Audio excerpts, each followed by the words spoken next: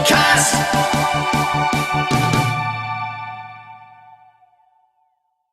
Today's guest has lived a lifetime of paranormal adventures, from ghostly visitations from grandparents at an early age to a Bigfoot sighting when he was 12, growing up in a haunted house and UFO sightings in Trout Lake, Washington in both 2006 and 2008.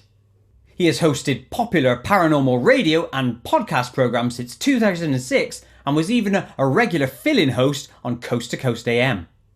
He currently hosts the Paranormal 60 podcast and has been a regular fixture on paranormal TV programming for over 16 years, with guest spots on Paranormal State, Ghost Adventures, Haunted Hospitals and Fright Club with the Ghost Brothers and Jack Osborne, amongst many others. In addition, he was lead paranormal investigator on the TV series The Holzer Files and Ghosts of Devil's Perch. He has now written his first book called Theatre of the Mind, Tales from the Darkness. Please give a massive, massive Koit welcome to Dave Schrader. Hi Dave, welcome to KoitCast. Thank you so much for having me. It is an honour for me to have you here, so thanks ever so much for coming. Yes, it is.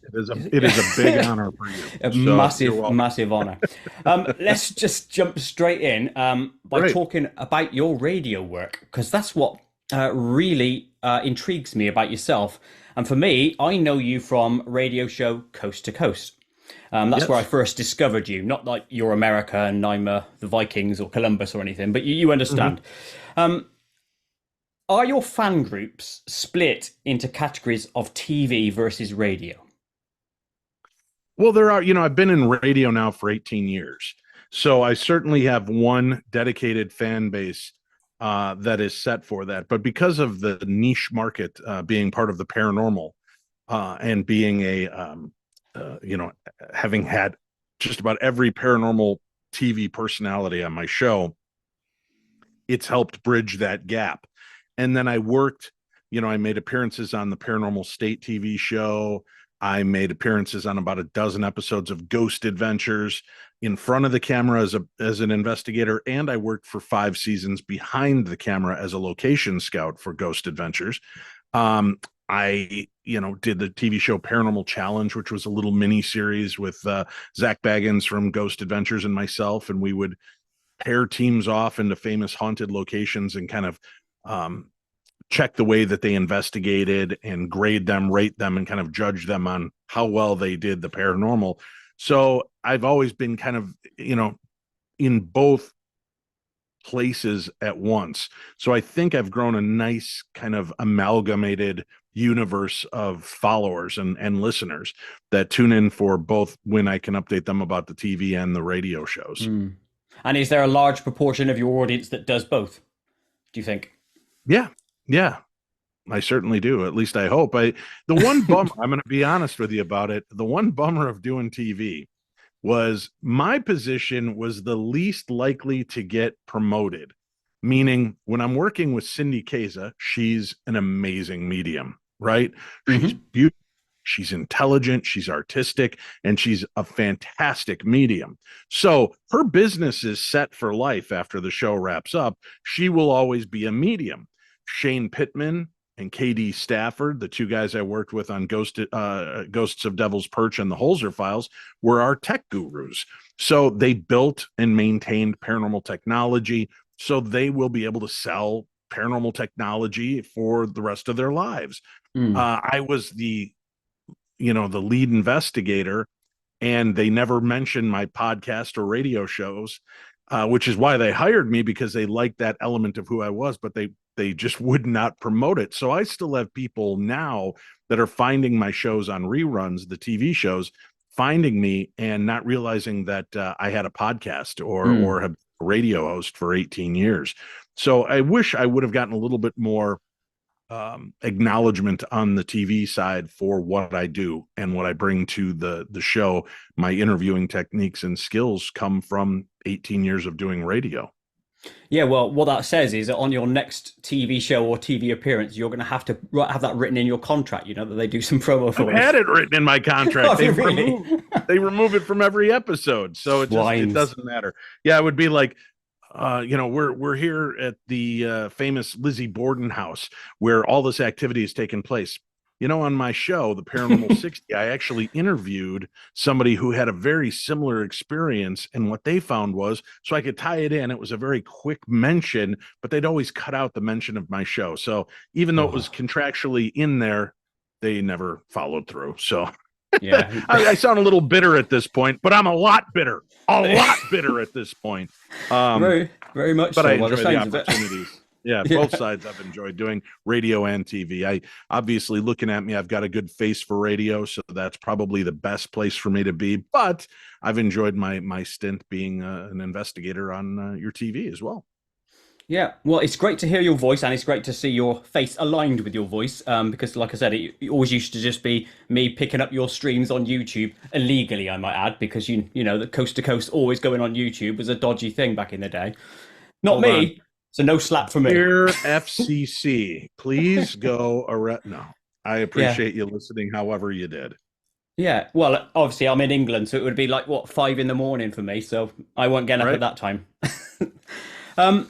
In terms of coast to coast, and the reason I liked your appearances there as a fill-in host was you always seem to pay attention. And I know that should be a given for a radio show host, but I hope you understand what I'm saying by omission, by saying you're the one that had always the attention. In terms that you give attention to your guests, and you always asked good questions, and I love that about yourself. Both you, George Knapp, and I think John B. Wells always did a fantastic job, and that's what alerted me to you. And I always liked it when you came on the show. So those were always my best episodes. That's okay.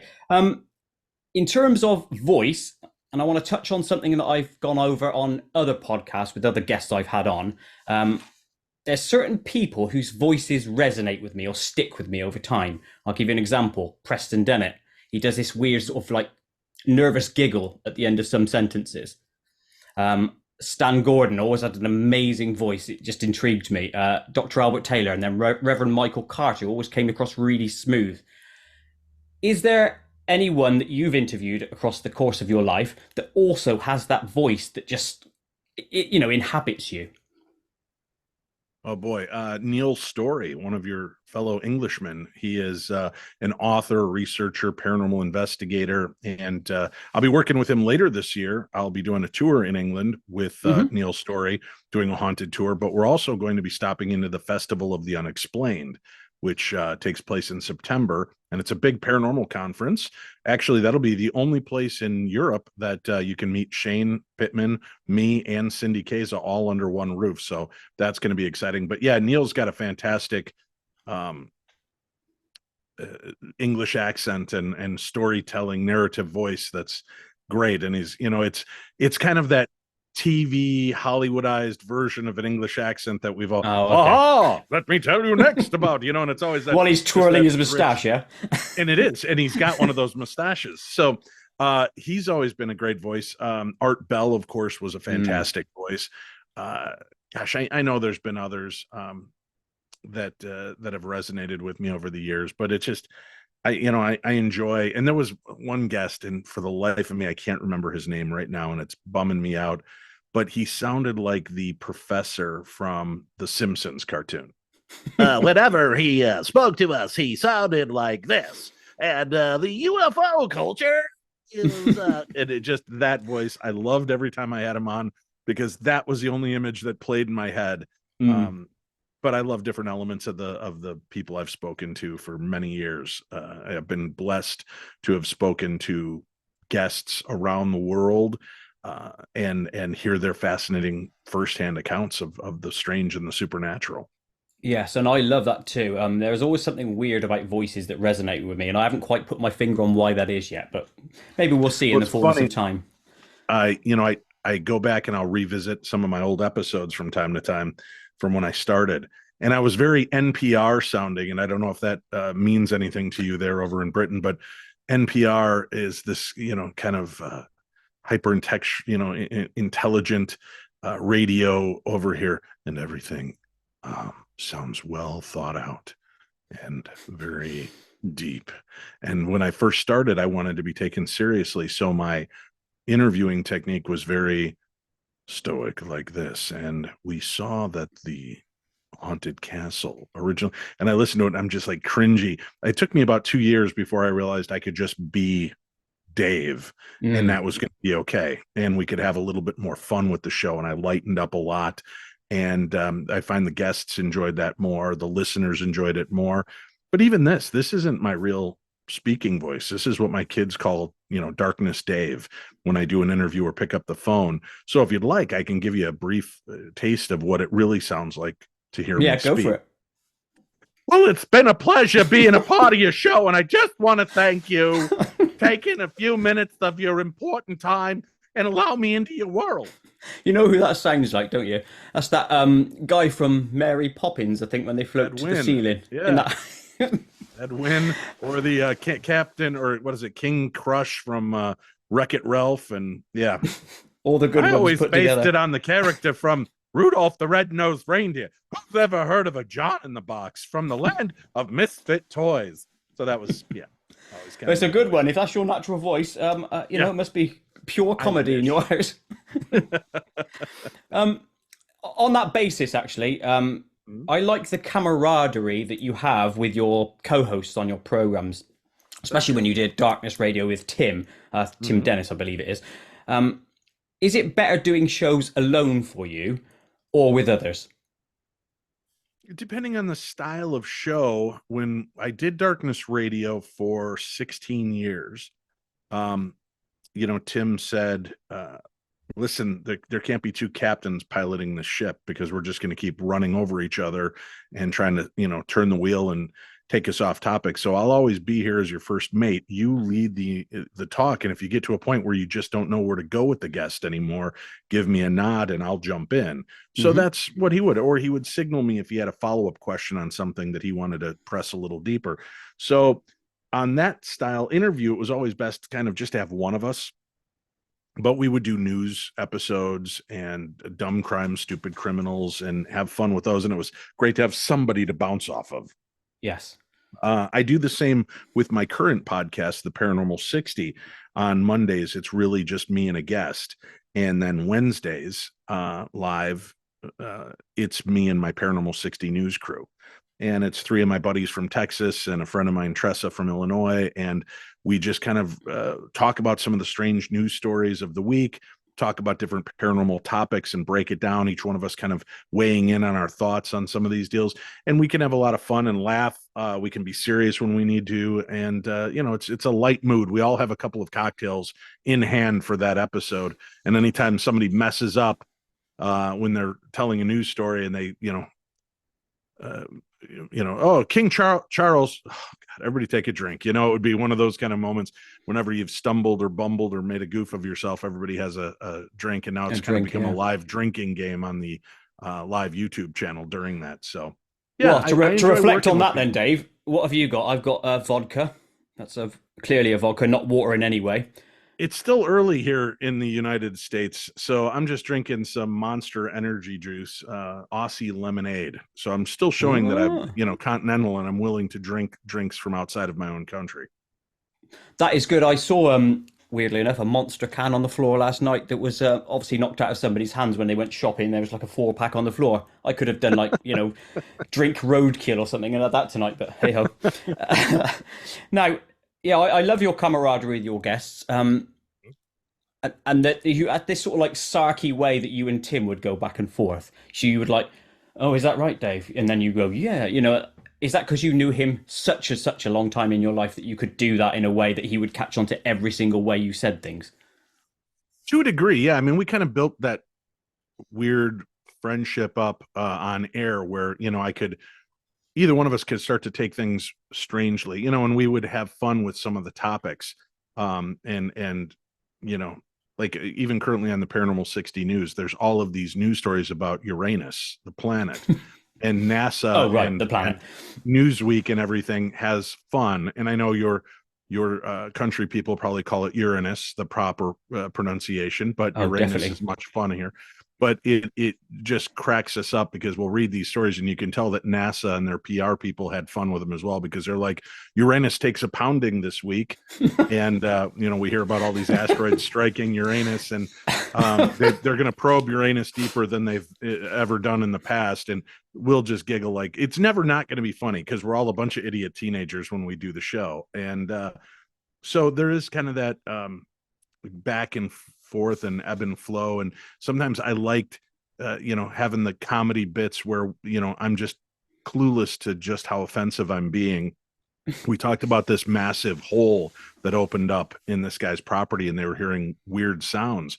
And I would say, geez, there's just this big ass hole that opened up in the ground. And, could you imagine just having this big asshole right there in your neighborhood? And Tim's like, Dave, yeah. And I'm like, right, exactly. I mean, what are you going to do with another big asshole in your town? And what if another one opens up? And now we've just got a town full of these big assholes. And, playing that fun angle of it that you can't really curse on, Illinois or United States radio, but it's a big ass hole in the ground. So it was kind of the way we'd play it. And so, yeah, we always had that camaraderie of being able to bounce back and forth off each other with strange things and just have fun with it. And sometimes snarky, sometimes not. Sometimes we really got in fights on the air. And after 16 years, we parted ways. I wish him nothing but the best. And he continued on with Darkness Radio. I moved on to the Paranormal 60, and it was his time to get up there and shine as the host of the show. And I wanted to kind of take it in different directions, shorter format interviews, and kind of open it up to more of a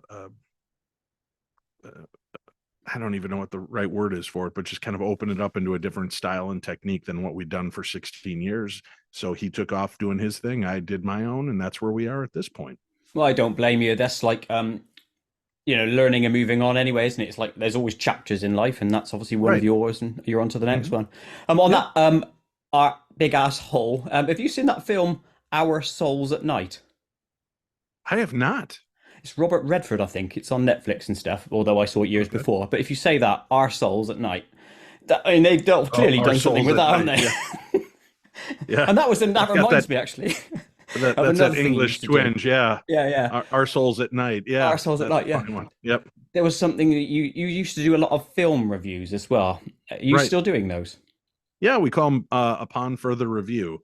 And we'll look back at films that maybe went under the wire or you forgot about. And we're trying to, re-encourage people to look into some fun movies and everything from Night of the Lepus, which was it's just horrible Sounds high end, that one.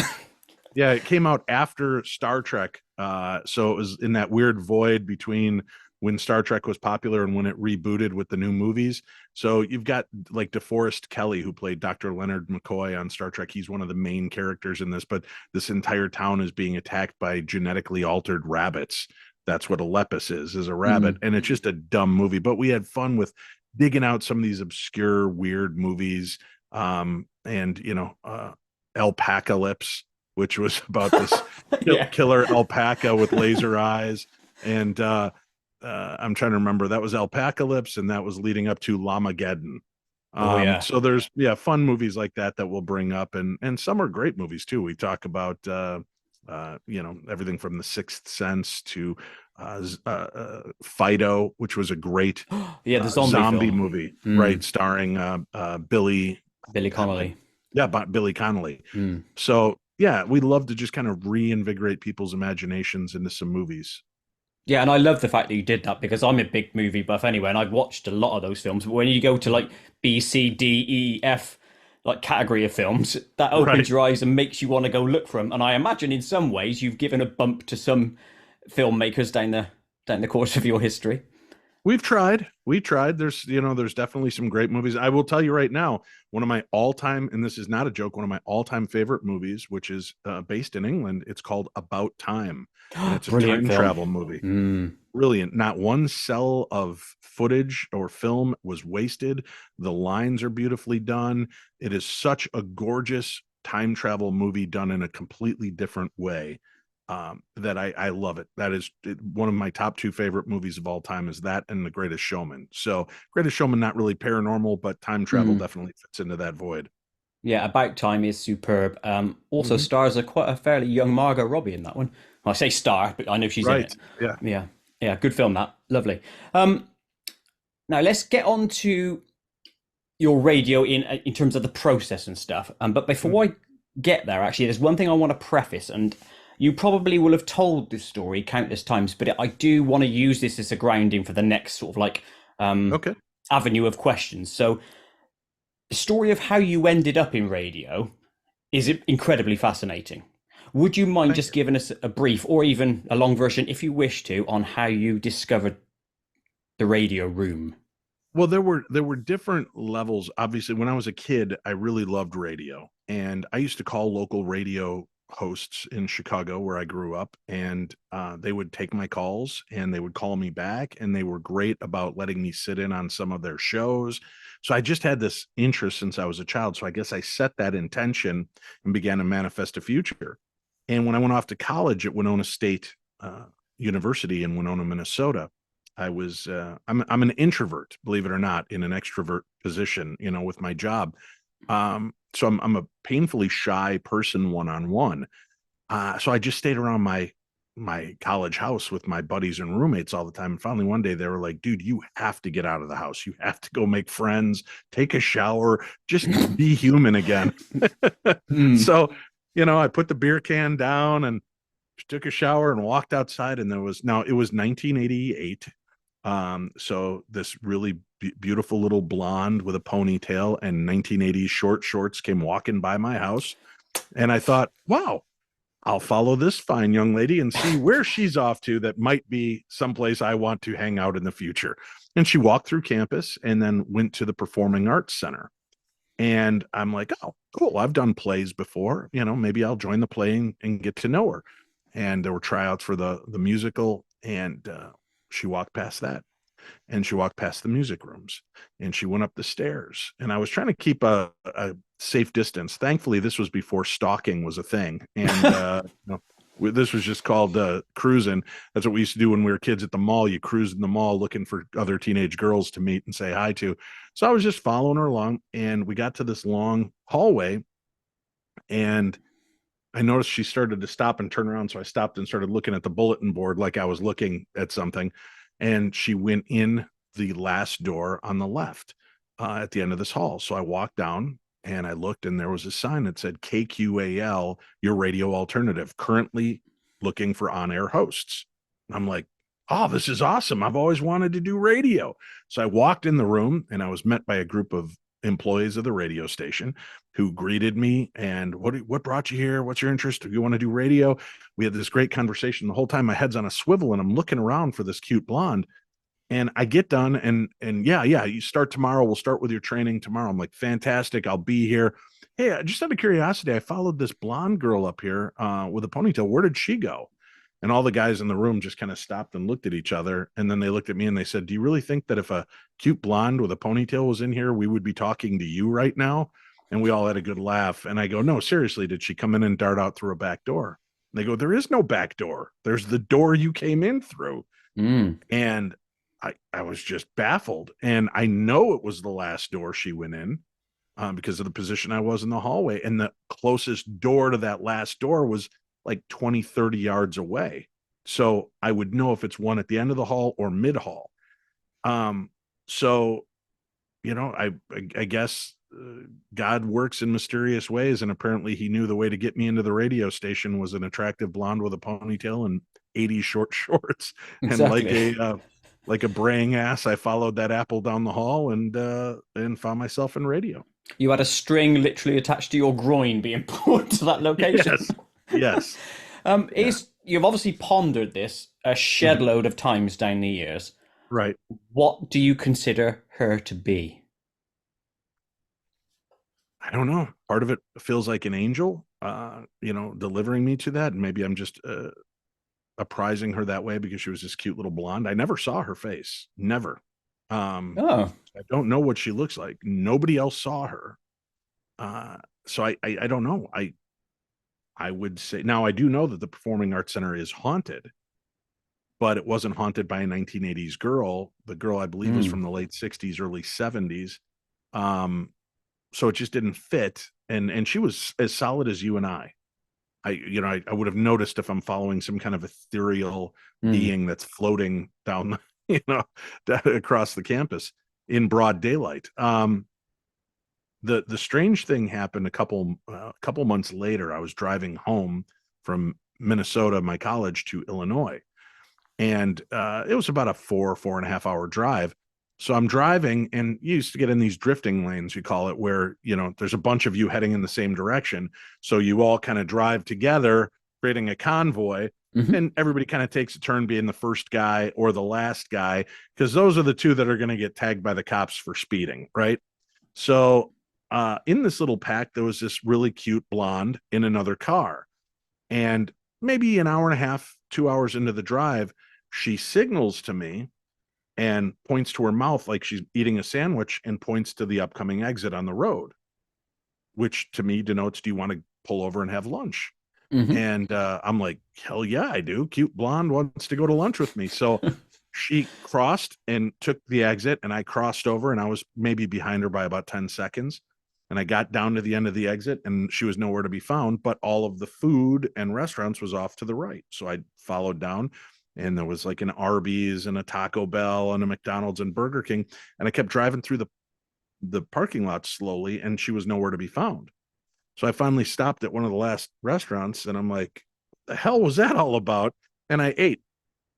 So I was off the road for about 40, 45 minutes. I get back on the road. I'm maybe about 15 minutes into the drive, and I hit this wall of traffic, just a hideous wall of traffic. And it took forever to move. And finally, they had pulled us all over to the side of the road to drive past this accident.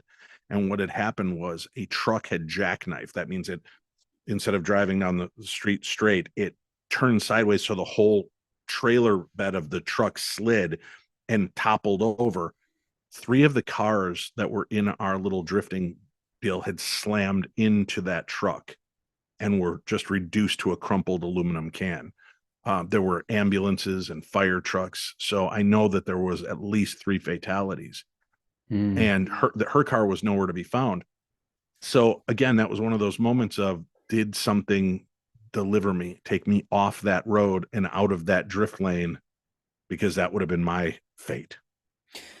Yes, and that's clearly what that suggests that is. Do Right. you think Especially to that my ego, it's obvious to me that God wanted to save me, because look how amazing I became. and important, clearly? Well, that was my point. Weirdly enough, and you can put the ego And I'm down if being you want. facetious for your I followers and listeners that don't know me. I'm Yes, I joking. know you are very much that way, and that I like that. It's self-effacing through aggrandizing. But you obviously are important because imagine if you were nudged off that original path because you needed to be in the position you're in where you're helping relay all these stories. Do you think that is the reason you were saved or spared, so to speak? I've been spared a lot in my life. There were many moments where I felt the paranormal nudge me to keep me alive. I tried to commit suicide when I was 16 years old, 17 years old, and over the most ridiculous of things, a breakup. And, but when you're a teenager and you haven't got that wealth of knowledge or experience of heart to understand, you are the only one that's ever felt this kind of pain. You're the only one to have felt loss. And I went into my dad's room and I took out one of his handguns and took the safety off and pulled the trigger, and nothing happened. I'm like, what the hell? And I did it again and nothing happened. And I took it back out and I looked and pulled the clip, and they're fully loaded and there's a bullet in the chamber. And I put the gun back in my mouth and snapped the hammer again, and nothing happened. And I'm like, what is going on? I'm such a loser. I can't even kill myself. And then I see the headlights from my dad's car pan into the house. And I thought, you know what? I can't let him hear the gunshot and know he was seconds from stopping me. That wasn't fair to him. I wasn't thinking straight, because I guess it was okay that I was about to blow my brains out in his bedroom, Mm. but I just didn't want him to hear it and know that he just missed me.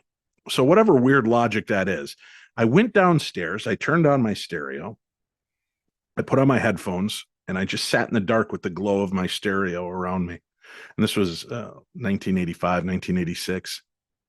And I was listening, and I caught the tail end of Dancing in the Dark by Bruce Springsteen, which I really liked, just a fun little poppy tune from the 80s. And I scrolled the channels and I caught it again, starting at the beginning, and I listened to it, and I was just kind of in my own world. And it ended, and some garbage song came on, and I rolled the handle, and I caught Darkness or Dancing in the Dark again. And it was around the third or fourth time I caught it, which is not a big deal. I mean, it was the 80s, and they would replay the top 10 songs over and over on every station. So that was no big surprise. But it was around the third or fourth listening that I said, it almost felt like somebody removed their hands from my ears, where you kind of go from that muted background sound to you become hyper focused, and suddenly I can hear. And all of a sudden I start hearing, as I'm sitting there feeling bad for myself, I can't stand my hair, my face, my clothes. I can't stand the life I'm leading. I'm the only one to feel this kind of pain. And how should I have to deal with this? And as I'm thinking this, I start hearing the words that he's marching around his place, and he can't stand his clothes, his hair, his face. He can't stand the life that he's leading. And it can all eat you up. But in the end, you can't start a fire sitting around crying with a broken heart. You can't start a fire worrying about your little world falling apart. You just have to get into life and live it. And I cannot tell you how bizarre that was, that it sounded like Bruce Springsteen was singing in my ear to me. And I suddenly heard, and I'm like, this guy's super famous. This is the zenith of his fame. And he's singing a song that fits exactly how I'm feeling right now. And if he survived being a teenager and being this guy, and now he's this world famous musician, I guess I can survive this. And I must have heard that song 10 times that night on the radio, and each time was more impactful than the one before it. And so I always state that Bruce Springsteen and God saved my life that night. I heard that song. I heard the lyrics. I no longer felt alone. And I opened up about this when I began my radio show, Darkness Radio, back in 2006, maybe around 2007, 2008. I just felt called to share my story. And part of it was something, I had a few people go, dude, why would you do that? That's so depressing. And I said, I don't know. I just felt called on to share that story. And all of a sudden I started getting emails from around the world of people telling me, today was the day. Today was the day I was going to take myself out. And I heard your story, and it turned things around. And I realized I'm not alone. And if you could survive this, I could survive it. And, some of the best compliments I ever got is I became the Bruce Springsteen for some people by hearing that story. And I'm not trying to say that to self-grandize or pat myself on the back, but I felt the call to share. So I'm here for a reason. Not that I'm trying to, again, make myself sound like I'm also important. I think all of us are here for a reason, but I listened, and I took it, and I figured if I have this platform before me to share my thoughts and ideas, and people care enough about who I am to hear the good, the bad, and the ugly, maybe it'll help. And I've got a folder in my email with probably over 1,000 emails from people that have sent me things telling me that they heard my story and how it impacted their lives. And boy, whether I stop doing what I'm doing tomorrow or another 10 years from now, that envelope of emails is enough to, fulfill me as a human being forever, knowing that I had some kind of influence on people's lives in a positive way and help them get out of a dark moment. Exactly. And I like the fact that you are open with all the things, be that good, bad, or indifferent, because being open and honest is all that anyone listening or watching that's all they want, isn't it? Because you can share the realities of life with somebody. And if someone else has gone through something, that helps. So yeah, you were 100% the Springsteen of your day when you released that story. And I've heard that episode before, and the times you said it, and it always impacts me in a positive way. Not that I've ever considered. Thank you. Oh, actually, I have once, but that's a different kettle of fish. But it goes back to that original thing of, if you keep being nudged to stay alive, you're clearly important. And I think it is because of that point you just made there about that story. I But think that let me rectify that if I could, because I okay. don't want that directive being misunderstood. Hmm. We're all nudged to stay alive. We're all nudged, and people have been in dark places, um, but they just didn't get the help the way I did, and maybe they weren't as open to it as I was. So if you feel like, oh, I've been dark, I've been in these places, nothing good has ever come, nobody's ever nudged me, maybe you heard my story that day. Maybe that was the nudge. Yes. It's not, so many of us are trapped in this concept that we want a lightning bolt from heaven as the sign from God that he's paying attention. And I think there are other signs we can get if we are open to it. When I was many years later living in Minnesota as an adult, facing a very dark time in my life, and driving down the road, depressed, dealing with stuff, I remember just looking up to the sky and I said, all right, God, I'm kind of getting to the end of my rope here. And I don't know what to do anymore. Are you even here? Are you even listening anymore? Are you even a part of this? And there's a song playing in the background the whole time I'm having this open dialogue to God. And I stopped talking and I'm driving, and I hopefully don't get too emotional talking about this, but um,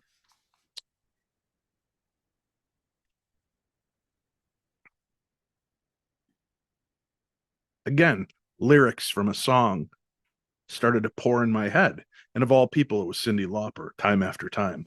And the lyrics that kept repeating were, if you're lost and you look, then you will find me.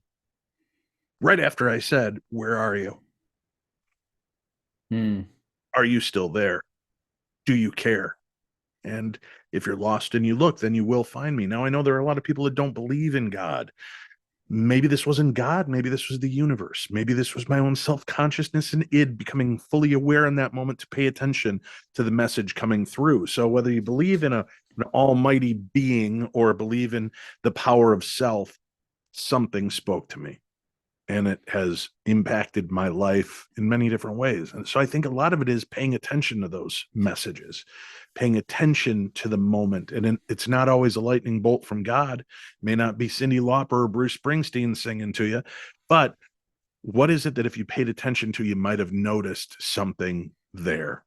You might have, had that moment. Yeah, I agree on the music one specifically. I would say I'm not psychically gifted per se, but I'm intuitive, and I do seem to get messages, weirdly enough, through water or through songs. Right, Mm-hmm. so song lyrics will come to me and tell me to do, not in a weird way, but they'll give me suggestions on how to Sure. get over an issue. So, and I spoke to a chap called Jacob Cooper. I don't know if you're aware of the chap, a sidekick and stuff. Okay. He does loads of I can't remember the word, but he does loads of conferences and stuff to help people. He also says that the messages via music and lyrics is very, very common. So there's probably going to be a shed load of people listening and watching to this also get their messages that way. I Mm-hmm. think that's a common thing. I'm getting back to the lass, the cute blonde. You said she stopped at one point before going in that door, turned around, and you thought, "Oh, better look over here." Two Right. things. What do you think that her turning around was? Was that her just saying, "Come on," or are you still following me? It Well, I think it's interesting again because at that point, as I saw her coming to the end of a hallway, I thought, oh, this is going to get weird soon because, is she going to notice that I'm following her? Yes. And it was like almost in that moment that I wondered that she stopped and started to turn around. And that's when I turned to the bulletin board. So it's like, was I telegraphing to this being so that it was acknowledging me that, Hmm. yeah, I'm aware you're there, but also acknowledging, pay attention to where I'm at and what door That's the I'm point going in. I'm Because making. Yeah. had I stopped had I felt that nudge any sooner, I might have turned away and looked and then missed which door she went in. But instead, I saw her stop at the door, and then she started to turn around. That's when I stopped and started looking at the board. So it was almost that moment of clarity of pay attention. Here's where I am. This is where I'm going. Come to me. And then I went. Yeah, and the rest is history, as they say. Do you remember what you were looking on that bulletin board? Do you remember what crap it was on Not there? a clue. It was just a bunch of postings and stuff. And, oh, our band is playing this weekend. And looking to sell books and things like that. It was just the generic college bulletin board uh, outside of one of the classrooms. So no, Mm. nothing particularly stood out. I love these stories of nudges, and it's been a sort of like a rabbit hole that I've been finding myself going down. Like where you're moving on to this path now, this path. I love that stuff. So I've always loved your story there. Now, Thank in you. terms of the process for radio and all that sort of stuff, what is the most nerve wracked you've ever been before an interview? Do you remember who it was? Dan Aykroyd. Ah, that was In my recent, very wasn't it? first, That wasn't long ago. no, no, no, no, no. That was my first season, 2006. He had come out with a new Ah, documentary called Dan Aykroyd Unplugged on UFOs. And I kind of, I was like, all right, I'm in the very beginning of doing the show. I have no pull. I'm on this little AM radio station in Minnesota. I don't know if anybody, so I reach out to his publicist and they respond. And he agreed to do the radio show and gave me 1 hour. That's it. And I talked our radio station into letting me go 1 hour commercial free so that we could focus on the interview with hmm. Dan Ack. And I had actually, this is before my association with Coast to Coast. I, like you, was just a listener and loved Coast to Coast. So I was listening to Coast about 3 or 4 days before my interview, and I heard the host talking to Dan Aykroyd. And instead of staying on task, he kept talking about, oh, the movie Coneheads. And, do you ever see John Belushi's ghost? And I could hear the understanding of why these people were asking these questions, but that Dan Aykroyd was hyper focused on wanting to cover the topic. So my goal was when I had him on the show, I would not deviate from that task. Hmm. And he obviously knew this guy's new. And I think I got to ask 3 questions and he just ran me over for an hour telling stories. So he didn't really give me that freedom to go, what about John Belushi? Hey, the Conehead was a movie about aliens. He didn't let me take him down any weird paths. But then, because of the way we handled it, years later, they were working on a Ghostbusters video game. And they had actually 3D scanned Jason and Grant from the TV show Ghost Hunters. They were invited to be in the game. There was supposed to be a scene where the Ghostbusters pull up to go in and investigate, and the ghost hunters come running out of the building screaming. And it's going to be this fun moment. And Hmm. they had approached me and said, "Hey, Dan's a fan of your show. We want to put a bulletin board in the background as they drive by to show the Darkness Radio logo. Would you be okay with that?" I'm like, "Yes, we are okay with that." And then a few years later, Dan's father, Peter Aykroyd, released a book about mediumship, seances, and ghosts because they were like 4 generations deep of paranormal investigators. And so both Dan and Peter came on the show, and I had a much better hour with both of them. And Dan allowed me to be the leader of the interview, and just had a great time. But those would have been 2 of the times that I was at the most nervous and not wanting to screw it up. But then, there have been other times I've spoken to some really cool celebrities over the years, and it's hard to not get goofy. I talked to Henry Winkler, the Fonz from Happy Hmm. Days, and it was hard not to gush a little bit. And I was kind of embarrassed afterwards because I felt like a nerd kid who was just like, oh, I got to talk to the Fonz. But I was like, I don't care. Hey, Yeah, I got my opportunity. I took it. And let's face it, the Fonz is paranormal, right? The snap of a finger turns on the that's jukebox. true. The bang of a fist on the wall turns off the lights. He fought against the devil. He fought against Mork from Mork and Alien. He encountered angels, and he beat them all. So the Fonz is supernatural. Plus, Henry Winkler, after Happy Days, went on to produce Sightings and a few other paranormal themed TV series. So there was a great base for us to speak from. But that was one where I felt like a real nerd, and I just had a great time and unabashedly enjoyed the moment. And afterwards, wish I would have handled a little differently, but that was a great time. Talking to Dr. Michio Kaku was really overwhelming and very intimidating. Um, Thing is with Michio, he brings it yeah, down into such a nice a level because he right, obviously references everything with film and TV and right. stuff, which helps. But but it's still that you're talking to somebody major in the field who is a Mm. scientist, and although he is open to these concepts. I'm still trying to navigate the paranormal talking with him. And that was just a weird level to be on, because Neil deGrasse Tyson had turned down interviews. Dr. Brian Cox had turned down interviews. Some of these other people, major leaders in the field, had turned down interviews because they didn't want to dumb down to the paranormal, crowd. And Michio Kaku said, "Sure, I'd love to join you, David," and he did. Yeah, I love Michio's work. I love the way, Yeah. like I said, he brings it down to the level that everyone can understand. That's a sign of a good communicator. Right. Now, obviously, you've mentioned you've met a few of your people that you love in your life. Is there a Mhm. TV, film, or music hero, if you have heroes, of yours that you really want to interview that you haven't yet? Yeah, I would love to interview Bruce Springsteen. There's a lot of his songs that have paranormal themes, and pardon me. Time for that drink, Dave. Get some monster down you. Yeah. I would really love to interview Bruce Springsteen. He has a lot of songs that are slanted towards a paranormal theme.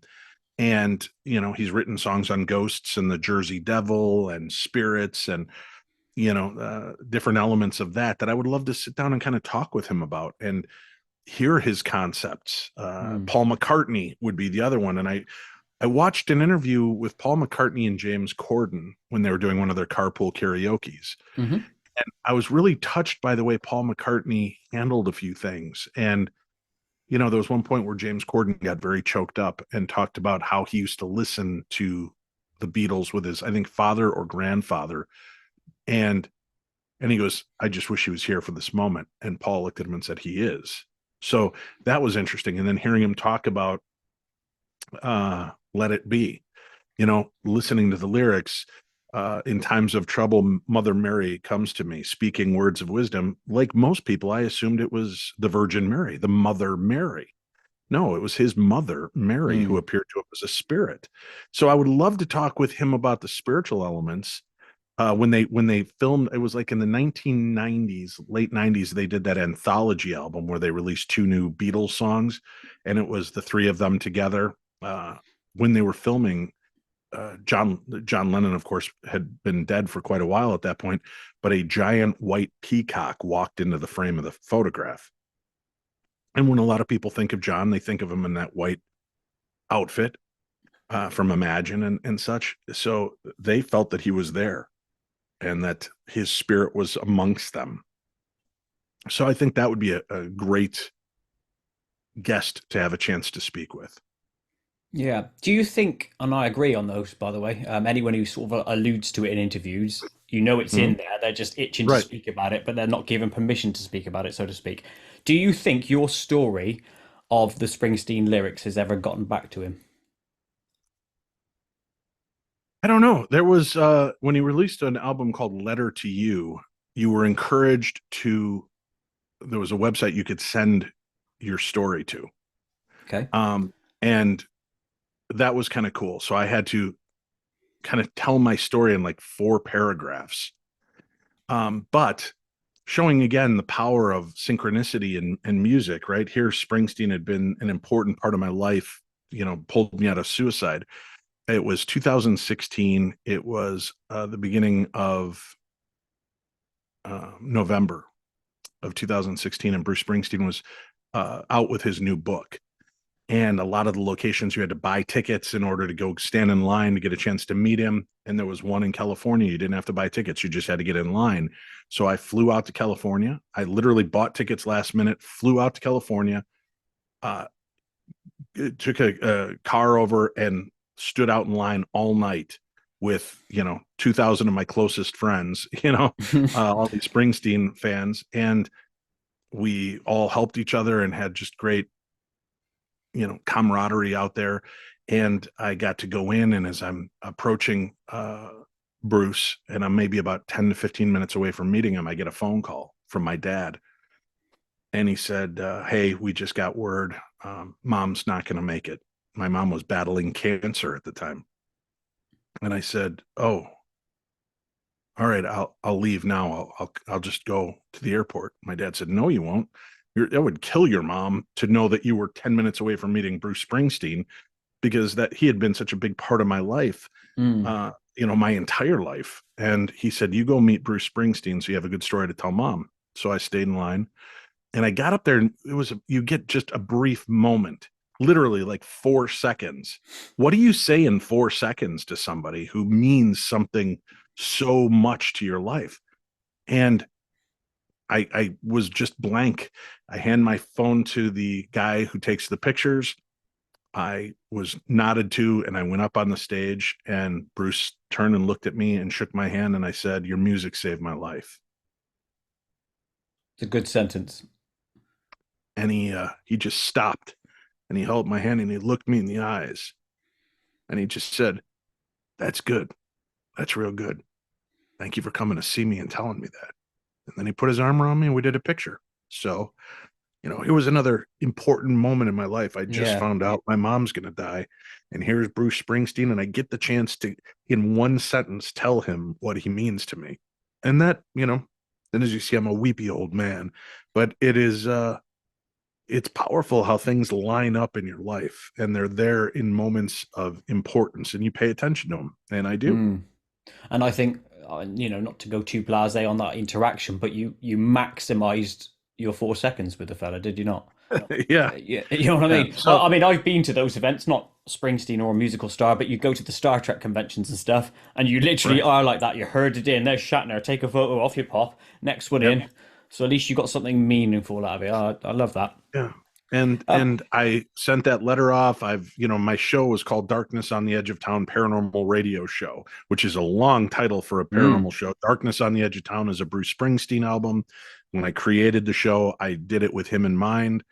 And so I'm sure he was aware of a Darkness on the Edge of Town paranormal radio show. I had shared my stories.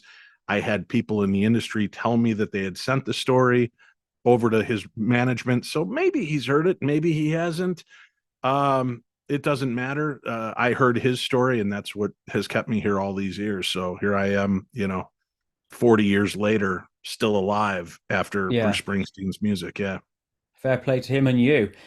Yeah. Um, in terms of your interviewing and stuff, what topics do you like to steer clear of, if there are any? Talking about Bruce Springsteen because he makes me weepy. So thanks a lot, you dick. Nice Oh way to do God. that to me. I stay away from politics. I try to stay away from things that are topical in the news so that when you tune into me, you're getting a break. You get to Yeah. go to the world of the fantastic and hear about legends and lore and myths and mysteries. I stay away from a lot of conspiracies because they're just so dark and foreboding. And I mean, I've done full episodes on, did Paul McCartney fake his death or die in the 60s and get replaced? Did Elvis fake his death? Did Michael Jackson fake his death? Yeah. That's the new one all over Facebook, man. That Michael Jackson Right. one. And I've enjoyed sharing those weird conspiracies. I got to sit down with Lee Harvey Oswald's lover in my studio 3 feet away from me and talk to her about the JFK assassination. That was a different vibe to it, man. I was sitting there. She had books, scrapbooks, proof she was who she said she was. So to get a different dynamic and understanding of what took place in his final days, and was he the trigger man? What really happened?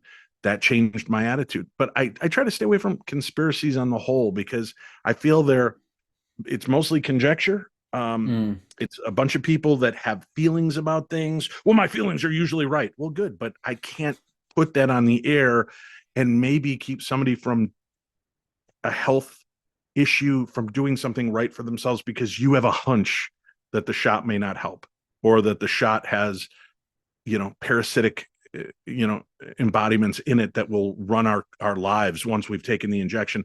And I'm just using that as an example, but I mean, there are all of these really dark deals, but I've also stood up against, I don't know if you remember hearing about this, the tragic shooting at Sandy Hook here in the Yes. United States, where Hmm. a lone gunman went in and assassinated a bunch of children. And we have these Neanderthal uh, people like Alex Jones saying that it never happened. It was a red false flag deal. Nobody died.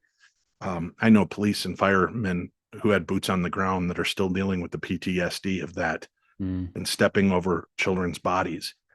And to say it didn't happen, is so disrespectful to every parent that lost a child and every brother and sister that lost a sibling, that I try to stay away from those topics because it just, I don't want to give people that platform. And if you don't like me because I take a stand on that, then that's okay. I can live with you not caring about me. Holocaust deniers, that's weird. You know, it's Yeah, just like, flat God, earthers my is another one, isn't it? In flat that Earth is arena. fun. I love a good flat earther because I love hearing the concepts and the theories of why. Listen, that's part of why I do what I do. Is I don't have to believe a word you're about to tell me. I don't have to believe one word of it, but I'm fascinated by why you tell me the story and what it means to you. You don't have to believe anything I've shared here with you today. You don't have to believe that a cute little blonde with a ponytail brought me to the radio station and vanished. You don't have to believe that Bruce Springsteen's music spoke to me in a different way. The fact is, it's my story. You don't need to believe any of it. And it's never been my intention to make you believe what I believe. But I will share my beliefs and my thoughts with you if you ask. And maybe it opens you up to a new paradigm and it opens you to a new way to consider things or see things. And I think that's great. I agree with you, and I also like what you said about, it's an escape for people, and that is Mm-hmm. where you have a successful show, is that people like want to go and watch sci-fi, want to watch a movie without being preached at from either side, and the same from radio and stuff. We need that escape in life, and I think when you don't get that escape, it leads to like the division in society which we've got now Right. in both UK and the US. So, Right. we need that escape. And That leads. Go on. people were so overrun with COVID and Trump and Biden that they didn't need to tune into my show to hear me weigh in on Trump and Biden. Exactly. I'm a Yeah. paranormal guy. I'm not a politician and I'm not into politics. I have definite thoughts, but I don't share them because it would alienate half of my audience. And oh, so you're hiding it because you're ashamed of whatever your belief system is. No, I just respect everybody enough that you can like Trump or you can like Biden, and that's fine by me. I'm not Exactly, and here to that's make it. you, Yeah. yeah, I'm not here to make you choose sides. And I can be friends with people on both sides of the aisle. It's fine with me. I can also say I know people on the Trump side and on the Biden side I will never talk to again. And I'll ignore because they're over the top insane about what they're doing, and the way they represent it and the way they Mm. talk down to me about it. So it comes from both sides of the spectrum, right? And Hmm. so I don't want to do that. And I don't want to, oh, you're an idiot. You took COVID shots. Well, I had to because I had to go on the road to film. And they wouldn't allow me back out filming unless I took the shots. Oh, you're just a puppet. And okay, well, I'm a puppet that kept a job and was able to keep a roof over my house and my family fed for 2 years. So you make choices that fit what you have to do, and you're either comfortable with it or not. And so far, no ill effects from any of my shots. It doesn't mean I don't have concerns about what the long term effect is, but that's why I don't take Botox shots to clear up my wrinkles or to get rid of my migraines, because the idea of shooting poison into my face, I gotta guess in the long run that can't be good for you, right? No. But I'm not a doctor. Well, I don't know. I'm not I gonna. had to shoot Botox into my ass because I had this massive crack there, and I wanted to get rid of that. What How did about that work cutting? for you? I need to know now. I I feel need to backed know. up a little bit, but Do you? Yeah, but you're what? smooth, round and smooth. Oh yes. Yeah, You wouldn't believe I'm 74, Dave, would you? not at all. No, Not at all. yeah, I'm not. I'm 73. What about cutting people off on your radio show? Do you do that? Have you done that? Would you do that? I have, yes, I've done it on a few occasions to mixed reviews. I'm very respectful. I want my guests to shine. I want them to have fun. Um, Sometimes it's again in the way that you handle the guest. One of my favorite stories. We had this woman who this press release came out. This woman had a relationship with Satan in a human form, and boy, that's intriguing. Who wouldn't want to talk to a woman who has confronted evil, Satan himself in human form? I never And I met her, get her Dave. right. I get her on the radio, and she starts telling me the story. Well, how did you meet Satan? Well, I was looking in the Penny Saver newspaper, uh, right? And there was an advertisement that somebody was looking for a dancing partner. And I go, well, it's good to know that the economy is so bad that Satan has had to go to the penny saver to put a personal ad, and she laughed along with us. So I realized, okay, I've got a bit of a player here. She's willing to realize the absurdity of her story, and we had a delightfully good hour conversation, laughing, being intrigued, because of course Satan lived in a double wide trailer in Arkansas. Because why wouldn't he, right? But he was a hell of a dancer. He was a hell of a dancer. So Obvi, you gotta just let that story play. But I loved the story. I loved hearing it breathe. And I didn't need to cut her off. She was great about it. But then a few years later, we had this pompous ass that came on my show by the name of Ed Azoski. And Ed was a paranormal investigator. He specialized in EVP, the recording of electronic voice phenomena, ghostly voices. And I had him on for 2 hours. The first hour he spent shredding every TV show that existed, what morons they are, how unorthodox they are, how they fall for anything is paranormal activity, blah, blah, blah, blah, blah. Okay, I'm giving him his due, his chance to explain to me why. I'm friends with all these people, so I'm a little offended that but he's allowed to have that opinion. And then he's going to show us in the second hour why he is so good at what he does and how it does make everybody else look like complete morons. So I said, all right. And hour 2 rolls along. And instead of working his way up to his perfect EVP, he wants to come out swinging. So we have about 6 to 8 EVP. And again, instead of starting off with some of the weaker ones and moving his way to the best, he wants us to start with the best. So he sets the story. And they're in this place and they're doing this, and they capture this woman's voice. And he has taken it to linguists around the world. They can't break the code of what this language is she's speaking. It is some dead, like Aramaic style language. And I'm like, okay, that's interesting. And he goes, but that's not where the real message is. So he plays the first part for us. And my brain is cued to the fact that it's a foreign dead language. So the best I can do is type it in phonetically into Google just to see if there's any words, like, am I going to pull it up? And it's like, what I'm hearing means devil or death or God or something important. So I type it in phonetically and something pops up. And I'm like, huh. And I'm reading it as he's telling the story. And he goes, but the real message is in the reverse of that EVP. So we play it backwards and you hear this woman's voice say, is my baby, save it. Is my baby, save it. And I'm like, okay. And I said, just out of curiosity, have you ever heard of the company AVS Media? And he goes, oh yes, we use their recording software. Why? And I said, okay. I know where this is going. Yeah. So I said, play the EVP the first way through. And you hear the recording, and then loud and clear, you hear this woman's voice go, AVS Media Demo. What it was an audio watermark on the free version of the audio that he had. And I said, and you use this? And he goes, yeah. And I said, this is an audio watermark. No, it's not. I've had linguists from around the world. They can't break this language. And I said, it's English. It's a company based in England called AVS Media. So again, if your brain is clued into it, some foreign language, when you hear it, it almost sounds Latin. AVS Media, right? You're like, what does that mean? And AVS Media Demo, right? Could be like, Vere sanctam tuus tuere, right? Whatever. All made up words I just threw out. But your brain is looking for that foreign Latin-y look. So that I try to talk, and he would not hear it. So we come back, we play. I tell Tim during the break, record yourself saying AVS Media Demo and then reverse it for me. So during the break, he records himself, AVS Media Demo. And we play it back, and there's Tim's voice going, is my baby, save it.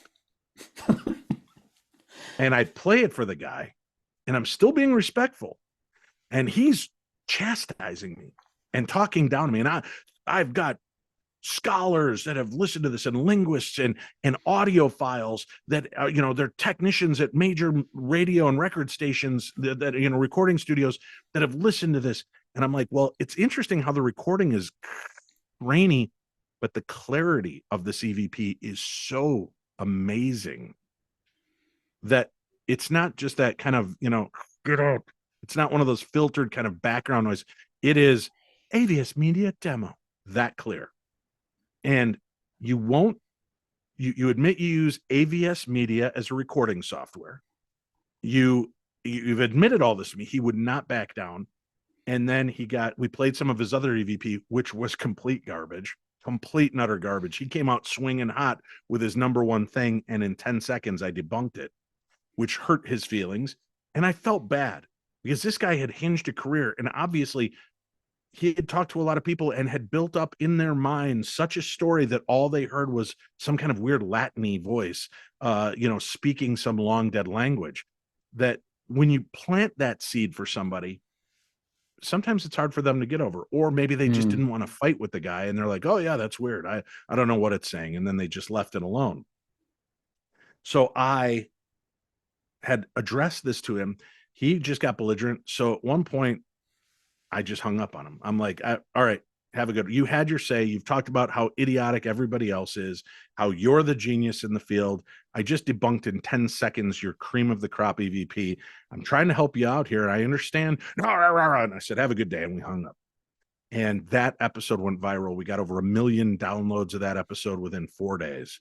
And people were like, Schrader, way to take him to task, and what a moron. And I even had an expert come on the next night and we talked about it. And I said, listen, this is what I found last night after the show, because I sent the guy an email and I'm like, Ed, I'm sorry, I'm sure it's embarrassing, but here, just so you know, I'm not trying to screw you. Here are 5 different videos on YouTube that have been posted over the last 5 years. Your ghost is appearing in each one of these videos, and you can hear AVS Media Demo over their recordings in Disneyland and in San Francisco and in China.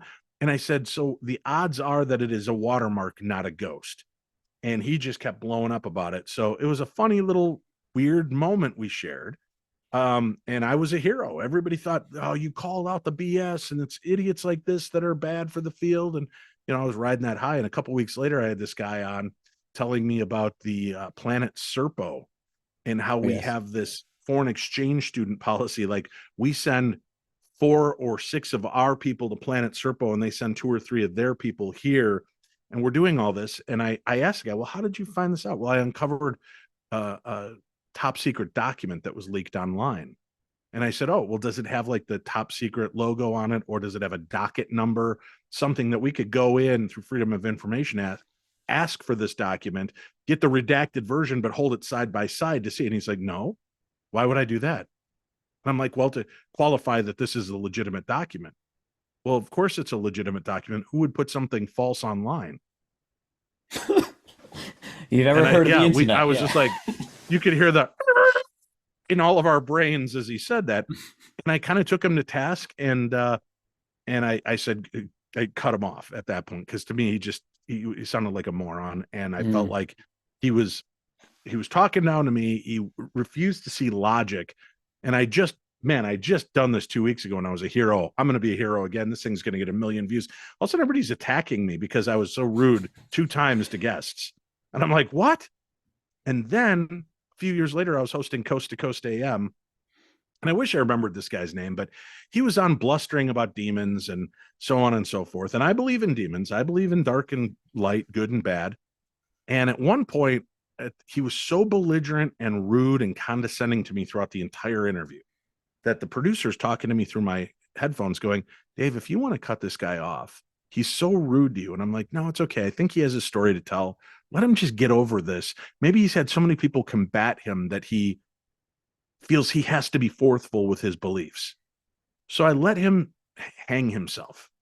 And then in that last few minutes before the break, he goes, and because of my work in this field, I have faced, the demon Grumpy and Dopey and Sleepy and Bashful and Doc. And he names off like 12 demon names. I'm not going to name them, obviously. Sure. But he rattles off all these, and we go to commercial break at the top of the hour. Now we have like 6 minutes with the news, and the producer's in my ear, and I'm like, all right, I have an important question to ask him, but we'll see how it goes. Maybe I'll cut him off after that.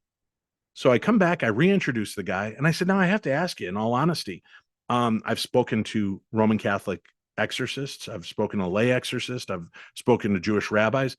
They said by saying the demon's name gives it more power. You just listed off like 12 to 14 demon names on a radio show that's heard worldwide by millions of people and will be heard in perpetuity in the archives. Is saying that name, calling them into existence, is that a danger? Because I'm giving this guy a chance to say, no, we don't have to be afraid. That's not how it works. Oh, are you questioning me? How dare you? I've been researching, blah, blah, blah. He blusters. And then he goes into this tirade of, did you read the Necronomicon? Did you read this book? Did you read that book? Have you read the Bible in every language, forward and backward? Have you done this? Have you done that? And he goes through this list of about a dozen books. And then he pauses and he goes, well, what do you have to say? And I said, the one book you missed in that was How to Win Friends and Influence People by Dale Carnegie. Have a good night. We'll be back with more Coast to Coast and your phone calls right after this. And we hung up on him. And the producer's like, dude, that was so awesome. That was so brilliant. You just chucked him off that was great. And then the person that runs Coast to Coast lambasted me the next day, just tore me apart. Oh, that's harsh. Like I was a moron for, we don't do that to people. We don't cut them off. We don't throw them off. Maybe that's the ridiculous way you handle things. We don't do this on that show. And I felt really bad, but I'm like, he was so rude. And your producer, George Norrie's main producer, was the guy telling me, dump this Jack. He's a jerk. He's horrible. Get rid of him. He's so disrespectful. And she just shredded me. And then they started a mighty petition against me, which still exists. Get Dave removed from Coast to Coast, and all 21 people that signed it. So millions of listeners worldwide, and I think 21 people signed the petition to get me fired from Coast to Coast. I will have you know, I did another 3 years on Coast to Coast before I stepped away. So, very strange, fun little weird tidbits of information, and probably a lot more than you cared to know. No, I love all of it. I mean, you were cancelled 3 years in advance, Dave. Yeah. It's always a small minority that'll get you. Quality. I do remember the one of those. The first story you told me, I've listened to that. Adazoski, yeah. Oh, this is a shame on the last one, because you went from hero to, in theory, zero, and then the last one is like, the high end, isn't it? High end hero. That should have been supported on that one. But hey, I'm fine with it. It all worked out. I got listeners, people that respected what I did. And I learned that the people that don't respect what I do still listen because they want to hate me. And that's what I always said when I did the TV shows. I got to worry when there's no haters, because the haters tune in droves because they want to hate you. And so I'm all fine with the haters. They can listen and hate me all they want as long as they're listening. I don't care. There's a lot of those in every creative media. Dave, I do weird animation on my other channel, and the amount of crap I get off people, like you just have to let it go, don't you, man? I just let it go. That leads us on to the ghosts thing, when you mentioned demons and that. Obviously, you've done a lot of investigation into the ghost side of things.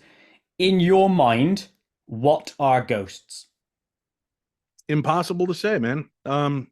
That's the beauty of this field, and what's kept me so fresh and enjoying it after 18 years. A lifetime of experiences and 18 years of actively investigating and researching it. I'm no closer now to the answer than I was 18 years ago, or 50 years ago. Have you gone from hypothesis A to B to C, or is it just been pretty much the same? I was part of what most people are. That first hypothesis, that you die, your spirit leaves your body and it lingers, and it's either afraid to cross over because it's going to have to face the sins of man. It has something to do, like me, I always thought, I'm never going to leave because my kids are here. My kids are so important to me that I want to haunt them and make their life a living hell after I die, because they gave me a life of living hell while they were alive. So I think it's only fair. But I legitimately, that was my theory. Or they hung around because I got to tell my wife where the key to the safety deposit box is. There was always some Hollywood version of why these ghosts hung around. And I think that we're dealing with many different things, from time slip phenomena to alternate realities and interdimensional beings, projections from within our own mind. So I don't think there's any one specific thing that a ghost is. But it could be many things. Yeah, Spirit boxes, we alluded to technology earlier with EVPs and that. sure. The spirit boxes, the ones I'm probably referring to, are the ones you know all about them, where it's like the Right. radio almost, where it's dialed to, yeah, that them ones. Yeah. How do they work, and do you believe that the output is real? I'm a skeptic. I'm a skeptical believer, which sounds weird. I've had my own experiences with things, but I still question everything.